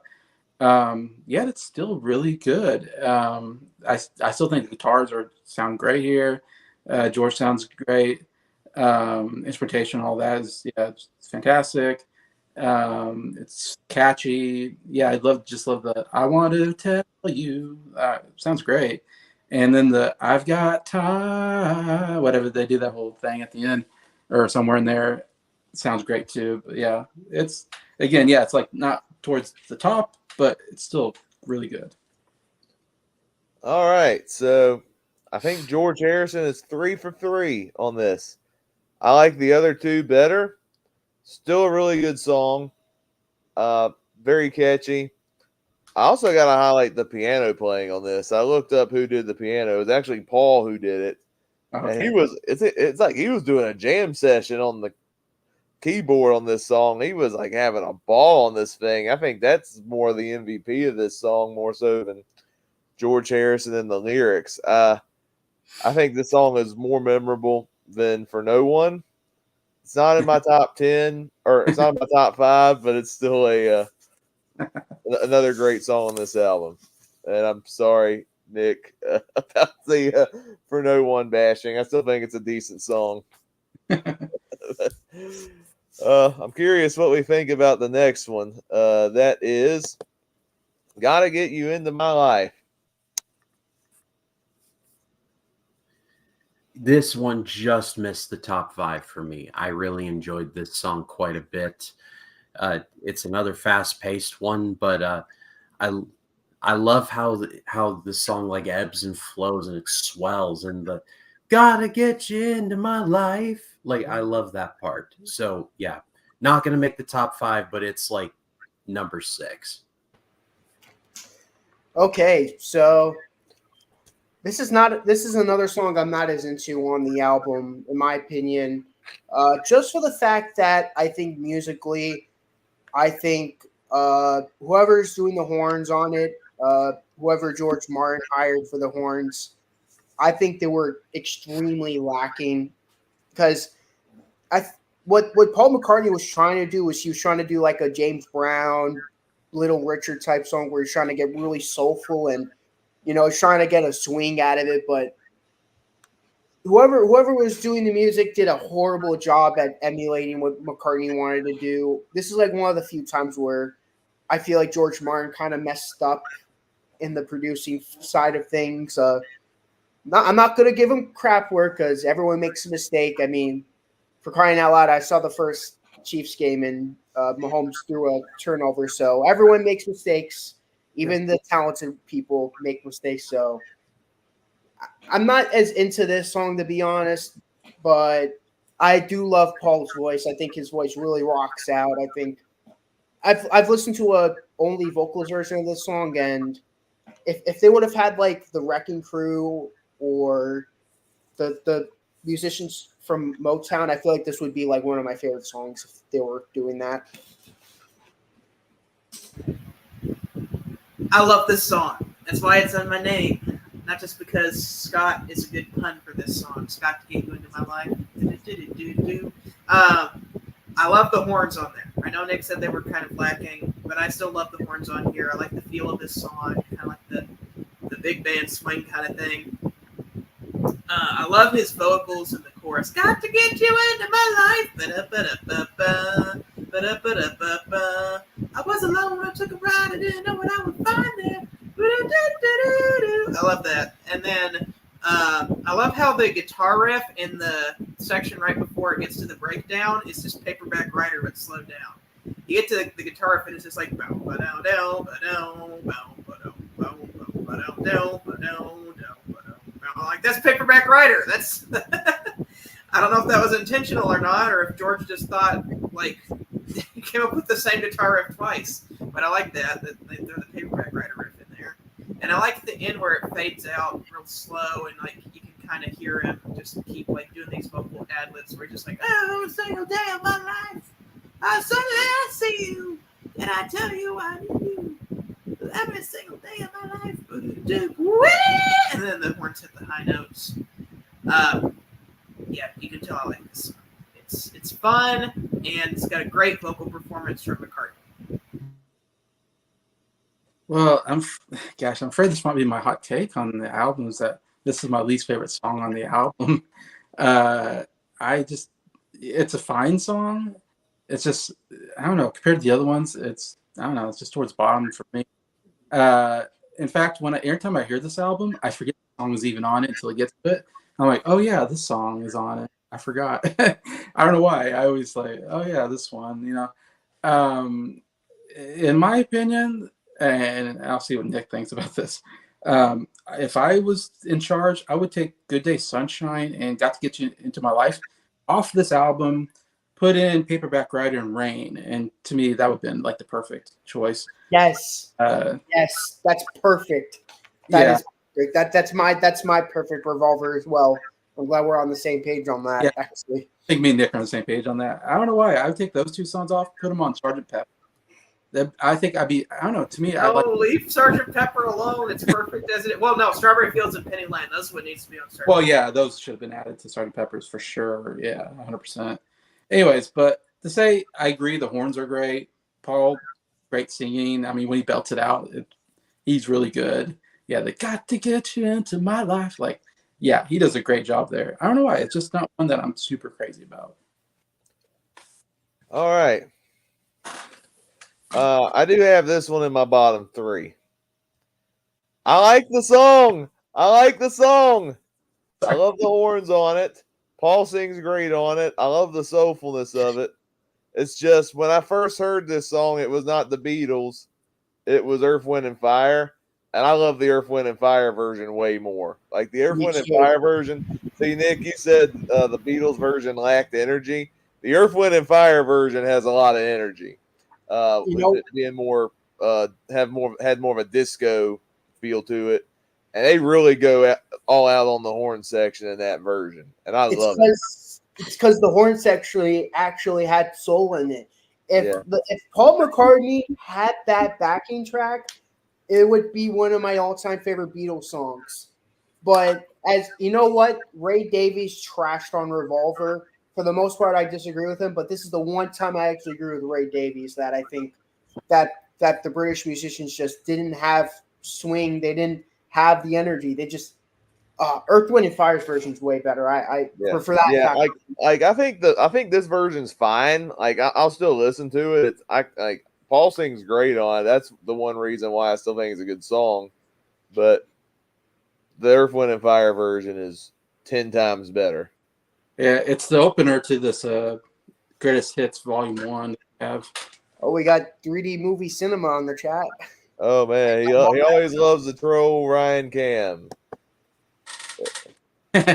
Free Jacobs back from vacation. Good, Did you guys find good this you're back album at from Bass vacation. Pro Shop? Oh boy, Bass Pro Shop again? yeah, like the Garth Brooks It's album. good you're back from vacation, Jacob. I hope you had a lovely time. And I'm not talking about the Jacob that's on the stream right now. 3D Movie Cinema's name just so happens to also be Jacob. My name is Jacob. I am surrounded by Jacobs my whole life, and it's like Star Wars with the rule of two. It's like the rule of Jacob. I must be surrounded by at least two Jacobs at all times. I'm sorry. I went off on a mini Okay. rant. Hi, my brother Jason. My brother. You guys got Jacob the man. Since when am I the new guy? New guy. I've been on this channel or CCR and the Beatles since like at least January of this year. Maybe he's new to you. I don't know. You very well, I guess, yeah. Council of Jacobs. All right. Well, let's move on to the last song on this album. See where this one goes. Tomorrow Never Knows. So this one is outside the top 5, but I still really enjoyed this one. I actually heard a cover of this song before I ever heard this one. Someone made a version of this song for the movie Sucker Punch, the Zack Snyder one. Don't watch it. It's not particularly great. Yeah. But visually and music-wise, I think it is quite good. The version of that, Tomorrow Never Knows, is actually pretty solid, but I do prefer the Beatles one. It's definitely leaning more into that psychedelic side that they were teasing, that they were not teasing, but doing at the very start of it. And so I think this was an effective closer. Well, when you mentioned that one movie, I'm like, can it be that bad? I saw Freddy Got Fingered, so I think I've seen it all. No, Freddy Got Fingered is like the 9th level of Dante's Inferno. Sucker Punch is at least like 1 or 2. That's better, yeah. Okay.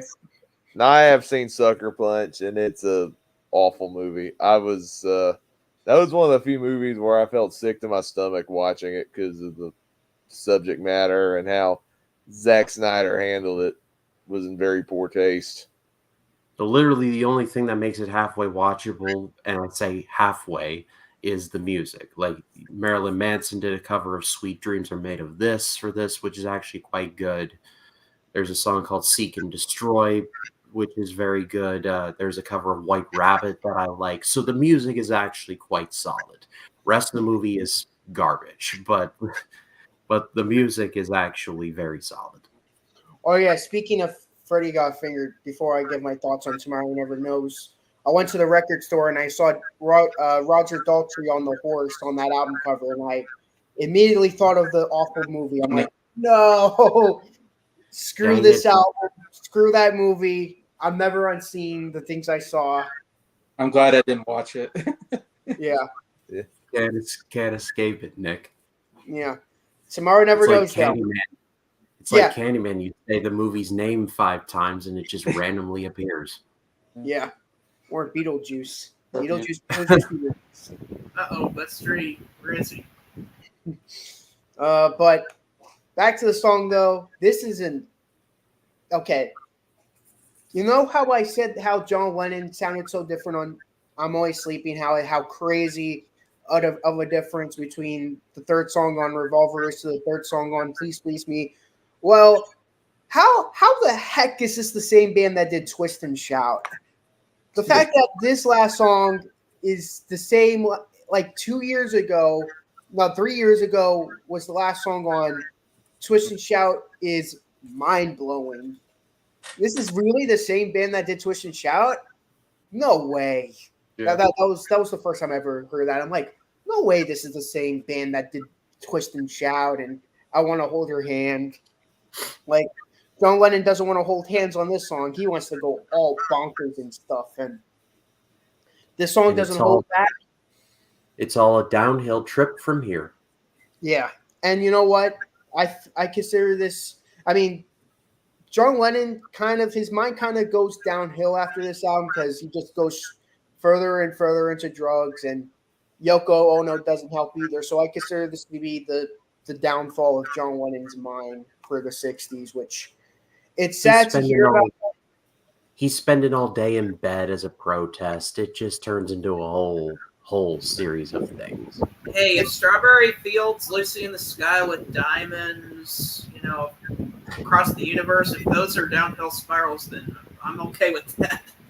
I mean, David Bowie recorded a freaking album, and he didn't even remember making it. I listened to that album today, by the way. Cooper recorded 4 of them. Who? Alice Cooper. He after he got sober from alcohol, he then got high on crack, and then what is referred to as his blackout period. There are 4 albums where he legitimately can't remember ever making them. Oh, okay. That's crazy to me, but even though that's what I want to bring up is that even though John Lennon's mind went downhill, I gotta acknowledge that because I don't condone that anyone ever doing what John Lennon did. However, some of the best music from him came from the period. Do I condone you doing what John Lennon did? Happiness is a warm gun. Happiness is a warm gun. That's all you need to know about. No. I imagine some of the studio talks must have been like, John, are you sober right now? Yes. You're like, go smoke. And then just come watch back. the first episode of the Beatles Get Back. Everyone, like, Paul is there all ready to make songs.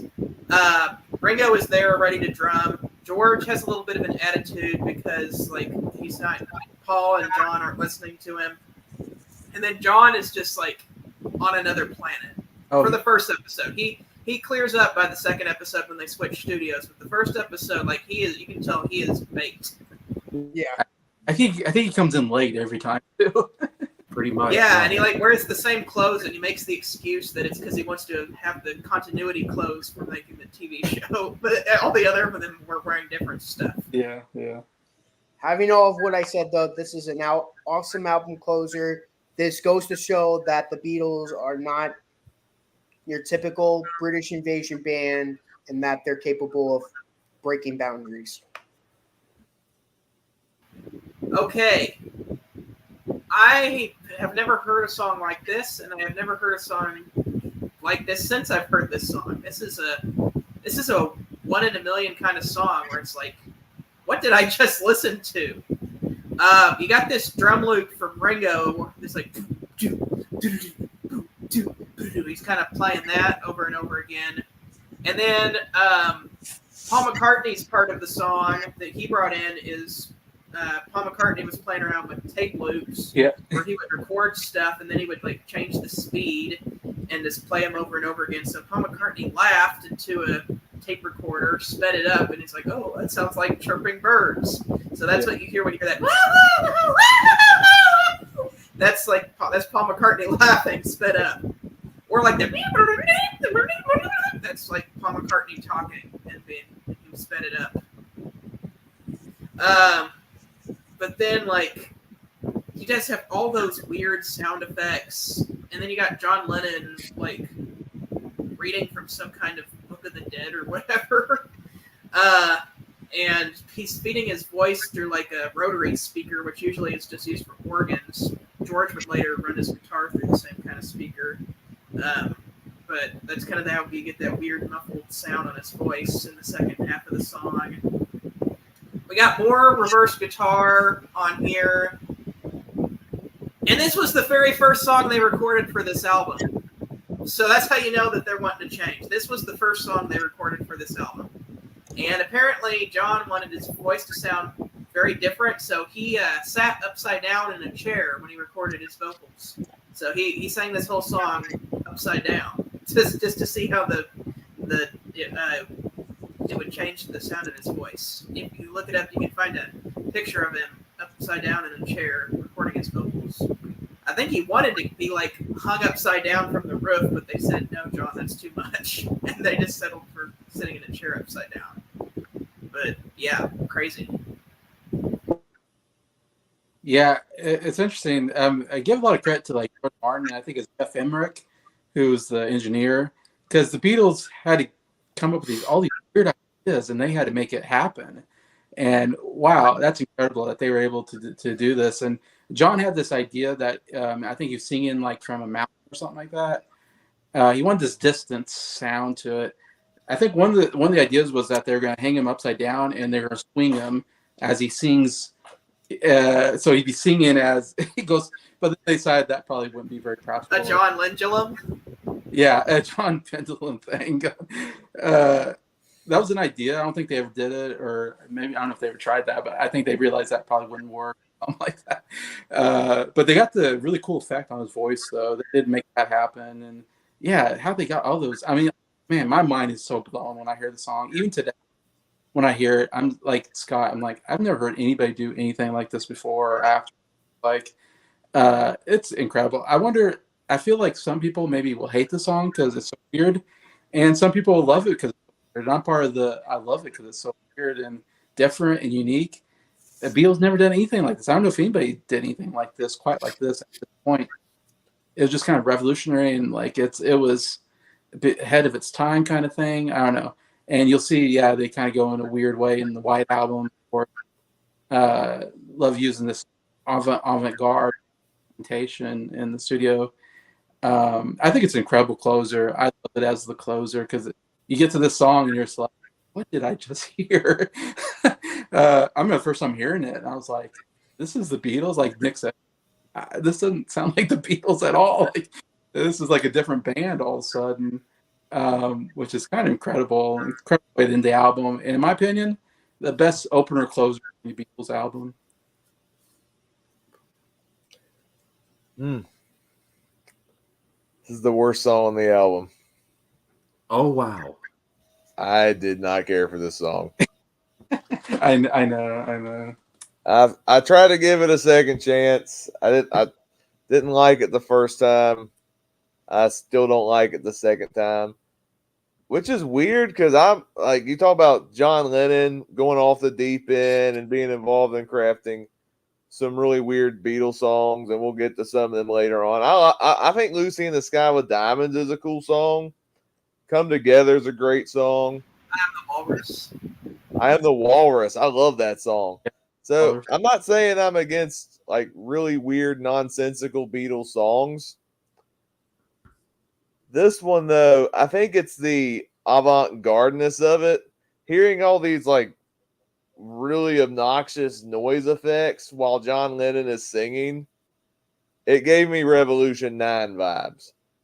It's better than Revolution 9 because at least there's vocals and I guess some good guitar playing, I guess. But to me, this song is just like cramming everything at the wall, trying to see what fits. And it just comes off as like really annoying and obnoxious to me. There's another song that we're going to get to in a few minutes that I wish was the real album closer of this album. And I would have given it a better rating if this song was not the closer.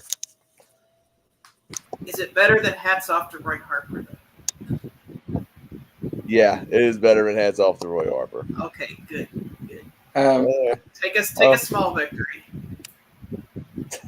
I will share this story from Jacob Collins. So we did the Stanley Kubrick almost directed a animated Lord of the Rings movie. Yeah. With the Beatles involved. Yeah. Which would have been a terrible idea. Yeah. John would have been Gollum. Oh, John for would have sure. been Gollum. I get to see him like, what's this, me precious? Oh, What is that would this, have me been precious? so bad.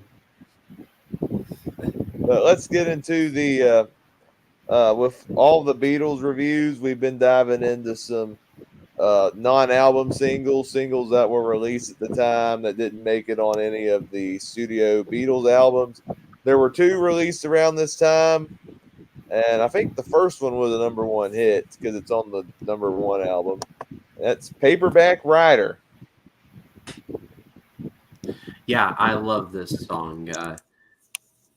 Like it starts out like paperback writer. It kind of starts mellow, but then it picks up, and then once it picks up, that's where the meat of the matter is. And just I necessarily don't want to say I would take a song off of Revolver. I know it's been established some people here would put like replace paperback writer with something, but I honestly wouldn't mind adding the song onto the album.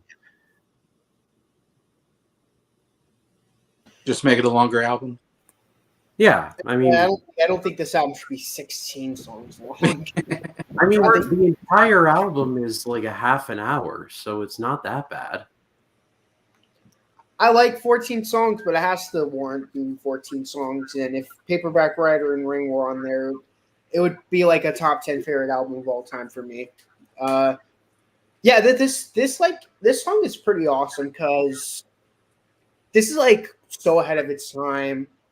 I'll put it the way Scott put it for Tom Sawyer. It may sound like a casual pop song, but this is far from a casual pop song. Great guitar work.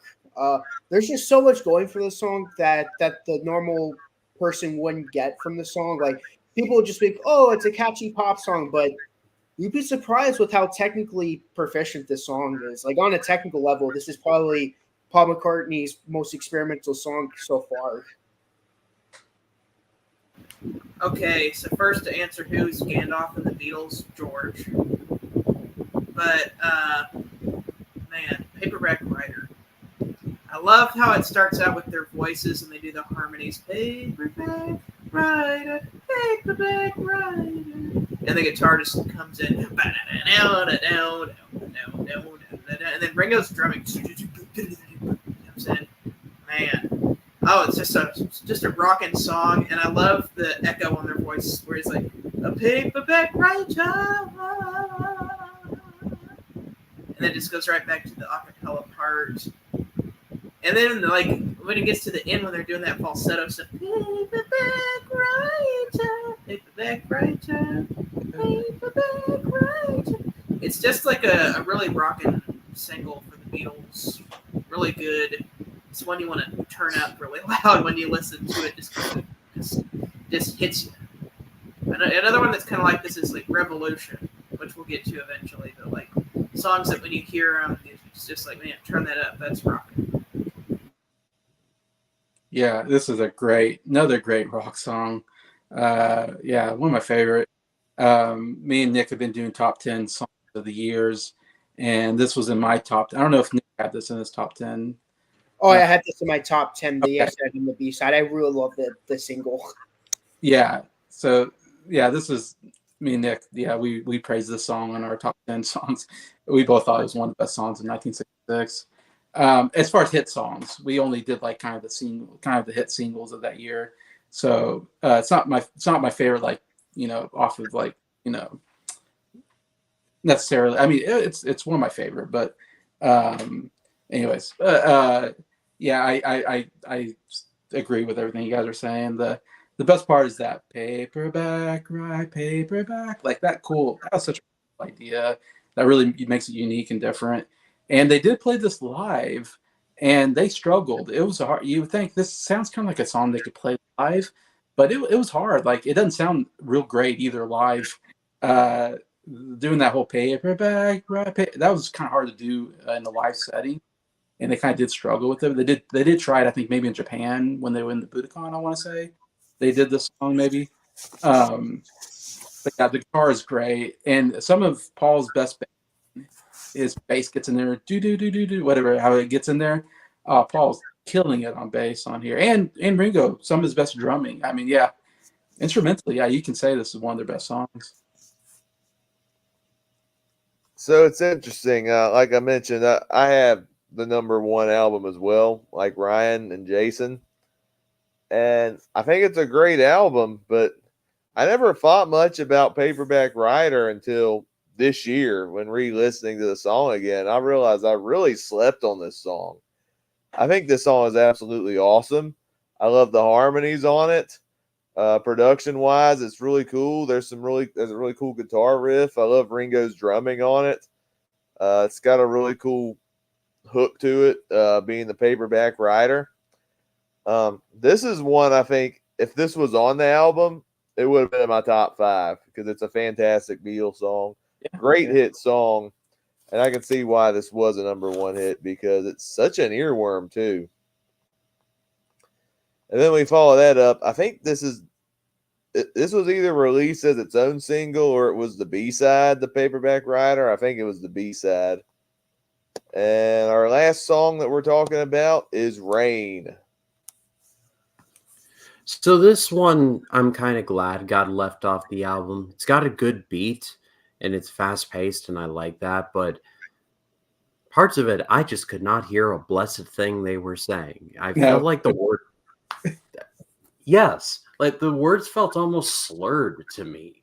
Like it just felt odd. So fine song like musically, but just lyrically, I'm just like, what is going on here?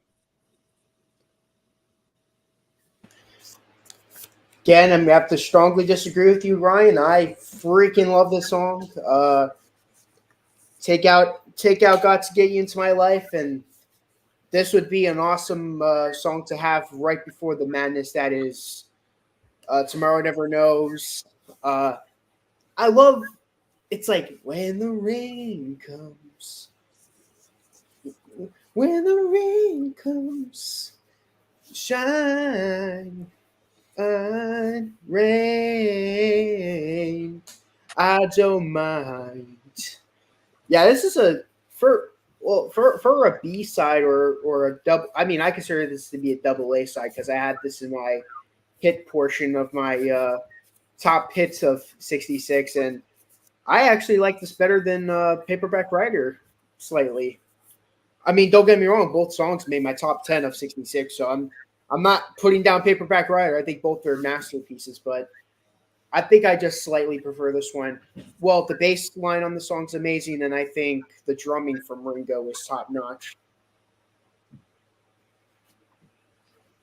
Yeah, the real heroes of this song are McCartney's bass and Ringo's drumming, keeping the rhythm down. I like McCartney's kind of really going everywhere with this song on the bass. The drumming, and it's kind of got that dreary sound.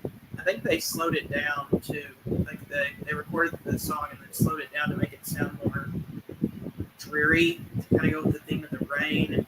And then I already told the story about when John Lennon got drunk and played it backwards, and that's where we get the backwards vocals at the end. So no, there's no hidden evil messages in this song. It's literally just the chorus played backwards. But it's a cool song and a really good B-side for Paperback Writer. Yeah, this was one of the coolest underrated songs that, again, most people will have no idea the song exists. It's just one of those throwaway songs, it feels like, because it's a B-side, it's not on an album. And I don't think this is like one of the songs that I didn't know existed until much later. Probably until like I remember in 2009 they remastered all the Beatle albums plus Past Masters 1 and 2. Oh yes. Speaking of which, today is the 15th anniversary of the 2009 remasters. 9/9/2009. Okay. Nice. Yeah, that's right. Because I remember because I went and got all the albums. I remember when they remastered them. I had them all on CD, and I got the Past Masters, and I remember hearing the song going. I was like, I've been a Beatles fan for a long time, and I still never heard the song before. And I remember hearing the song going, "What is this song? The song's amazing. How have I not known this song?" Because I don't know, it's just one of those songs that you just don't think about or get around to very often. Because, like I said, it's a B-side to the Paperback Writer, and it's just not one that's advertised as much or whatever or shown as much. Man, it is really good. Great psychedelic kind of sound to it. I just love what I love most is just the rain, that part, and just the guitars are just hitting this note after note, just this ringing sound to it. And then I don't mind, and it goes back into the main part and shy. I don't know. Love how they do that. It's such a cool sound. And again, just I'll say again, bass playing and drumming is just phenomenal on this one as well. I feel like if I feel like if this was on Revolver, this would be a lot more beloved by Beatle fans. This was on Revolver, or even Sgt. Pepper's, or any of the Beatle albums around this time. I feel like I say they should have put this on the album and had Dr. Robert be the B-side. Because as much as I love Dr. Robert, it sounds more like a B-side than like Rain is a good enough song that they could have put that on the album. For me, I still agree with Jason's substitutes. All right. Well, so I didn't like Tomorrow Never Knows, but I love the heck out of Rain. To me, this should have been the album closer. Okay. I think this is a much better song. Okay. I think it's interesting. Yeah, I think Ryan said he couldn't understand John Lennon's vocals on the song. I felt that way with Tomorrow Never Knows. Like, it just felt so distorted. I'm like, what's going on in this song? But I thought he did a good job on this song. It's kind of like this dreary, ominous song because it's about rain. It's kind of has this gloomy feel to it. And I like how distorted and experimental it is, but it's done in a way that makes the song cool. And like the harmonies on it are really good. And then the backing vocal at the end, I think is just just adds to the overall technical experimental factor of the song that I think works in its favor. I think this is a terrific song in general. And I'm going to say it, if it was on the album, much like Paperback Writer, it would have been in my top 5. But now that we've gone through all the songs 2.5 hours later into the stream, what's everybody's top 5? I know, Nick, you said you were doing a top 10. If you want to add the bonus tracks on there, you can add those if you want, or you have 2 rankings if you want.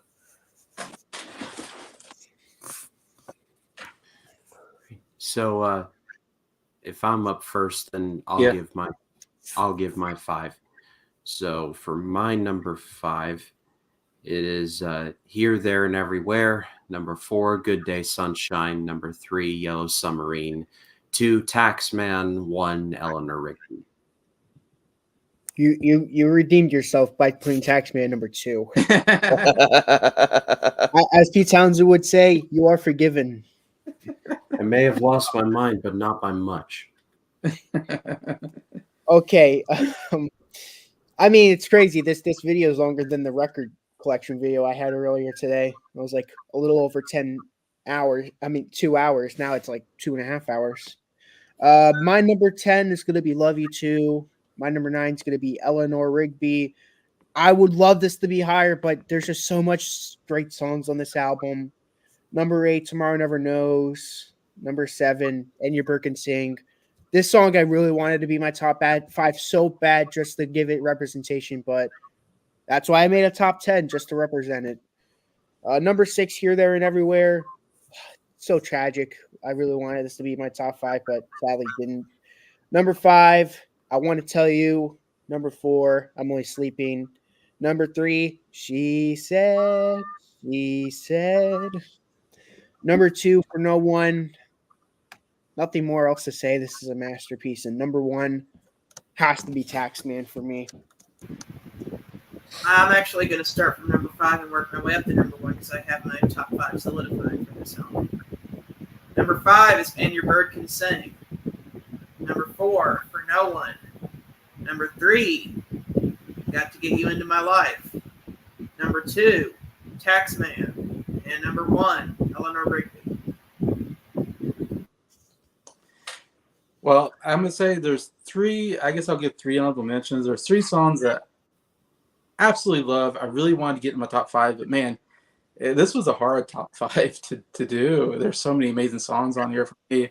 But I'm just gonna say Taxman, She Said, She Said, and Tomorrow Never Knows. 3 songs I love. Can't believe they're not my top 5. Those are 3 top 5 stats or songs that should be. But literally on any other album, Taxman would be on your top 5. Any Literally any other album, it would be on there. But it's Revolver. If you're crying out loud. I totally agree. Like the album, those are top 5 songs. But yeah, so number 5, I'm gonna go for No One. Yeah, like I said, great song. 4, I'm going with And Your Bird Can Sing. Good to see it in Scott. I'm so glad it's on there. Yeah, it's Representation. such an underrated song. It's great. Number 3, I'm going with I'm Only Sleeping. And then number 2, Here, There, and Everywhere. And we're kind of except for Nick, we're syncing up a little bit. Number 1 is Eleanor Rigby. So I feel so bad. I know. We're gonna at least we got 3 out of the 5 so far, and we'll with the. Can it count that I love the song at least? I mean, everybody likes Taxman, so I understand. Yeah, Taxman's great. All right. Well, I think I'm going to pull a Nick and do a top 10 because it's a really good album. My number 10 is Dr. Robert. Number 9 is I Want to Tell You. Number 8, I'm Only Sleeping. Number 7, Good Day Sunshine. And the one closest to my top 5 was Here, There, and Everywhere. And then number 5 is Love You Too. Number 4, And Your Bird Can Sing. Awesome. There you Number 3, Yellow Submarine. Number 2, Taxman. Yeah. And number 1, Eleanor Rigby. Oh wow, 4. Eleanor Rigby's. A great Fist song. bump, Jacob. We are simpatico. Woo-hoo! I feel so bad for not putting The on. Fab Four. Hey, it's in your top 10. I love Eleanor Rigby. I love it. Yeah. All right. I'm What's our not score listening for on the the front. album? Ryan. Ryan, what's your Oh, score? right. Your score, Ryan. Oh, my score? 9 out of 10. 9 out of 10. Well, technically, we're going the scores off the 4 of us. Me, Scott, Jason, and Jacob, since we're the longtime series goers. So this will be the last time that a Beatle album will be getting a 10 out of 10 for me. So this will be the last time we'll have a chance of getting a second 10 out of 10 average. Oh man, great. I'm going to keep the 10 train rolling to 10. Ryan, I can only say if this is a 9, what's a 10? Like, What's a 10? Is a 10 You even gave- possible? We gave Skinner's album a Skinner's Yeah, debut. pronounce Leonard Skinner, he gave it 10. Oh, okay. Oh, okay. I mean, even though Well- I will say before Jason gives his score, even though there were 3 songs that I kind of gave shade to, the Yeah. highs in this album are way too high. I mean,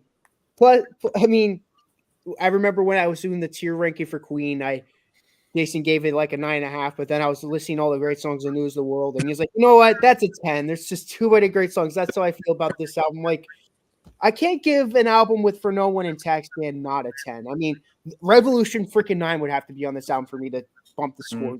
Yeah. Yep.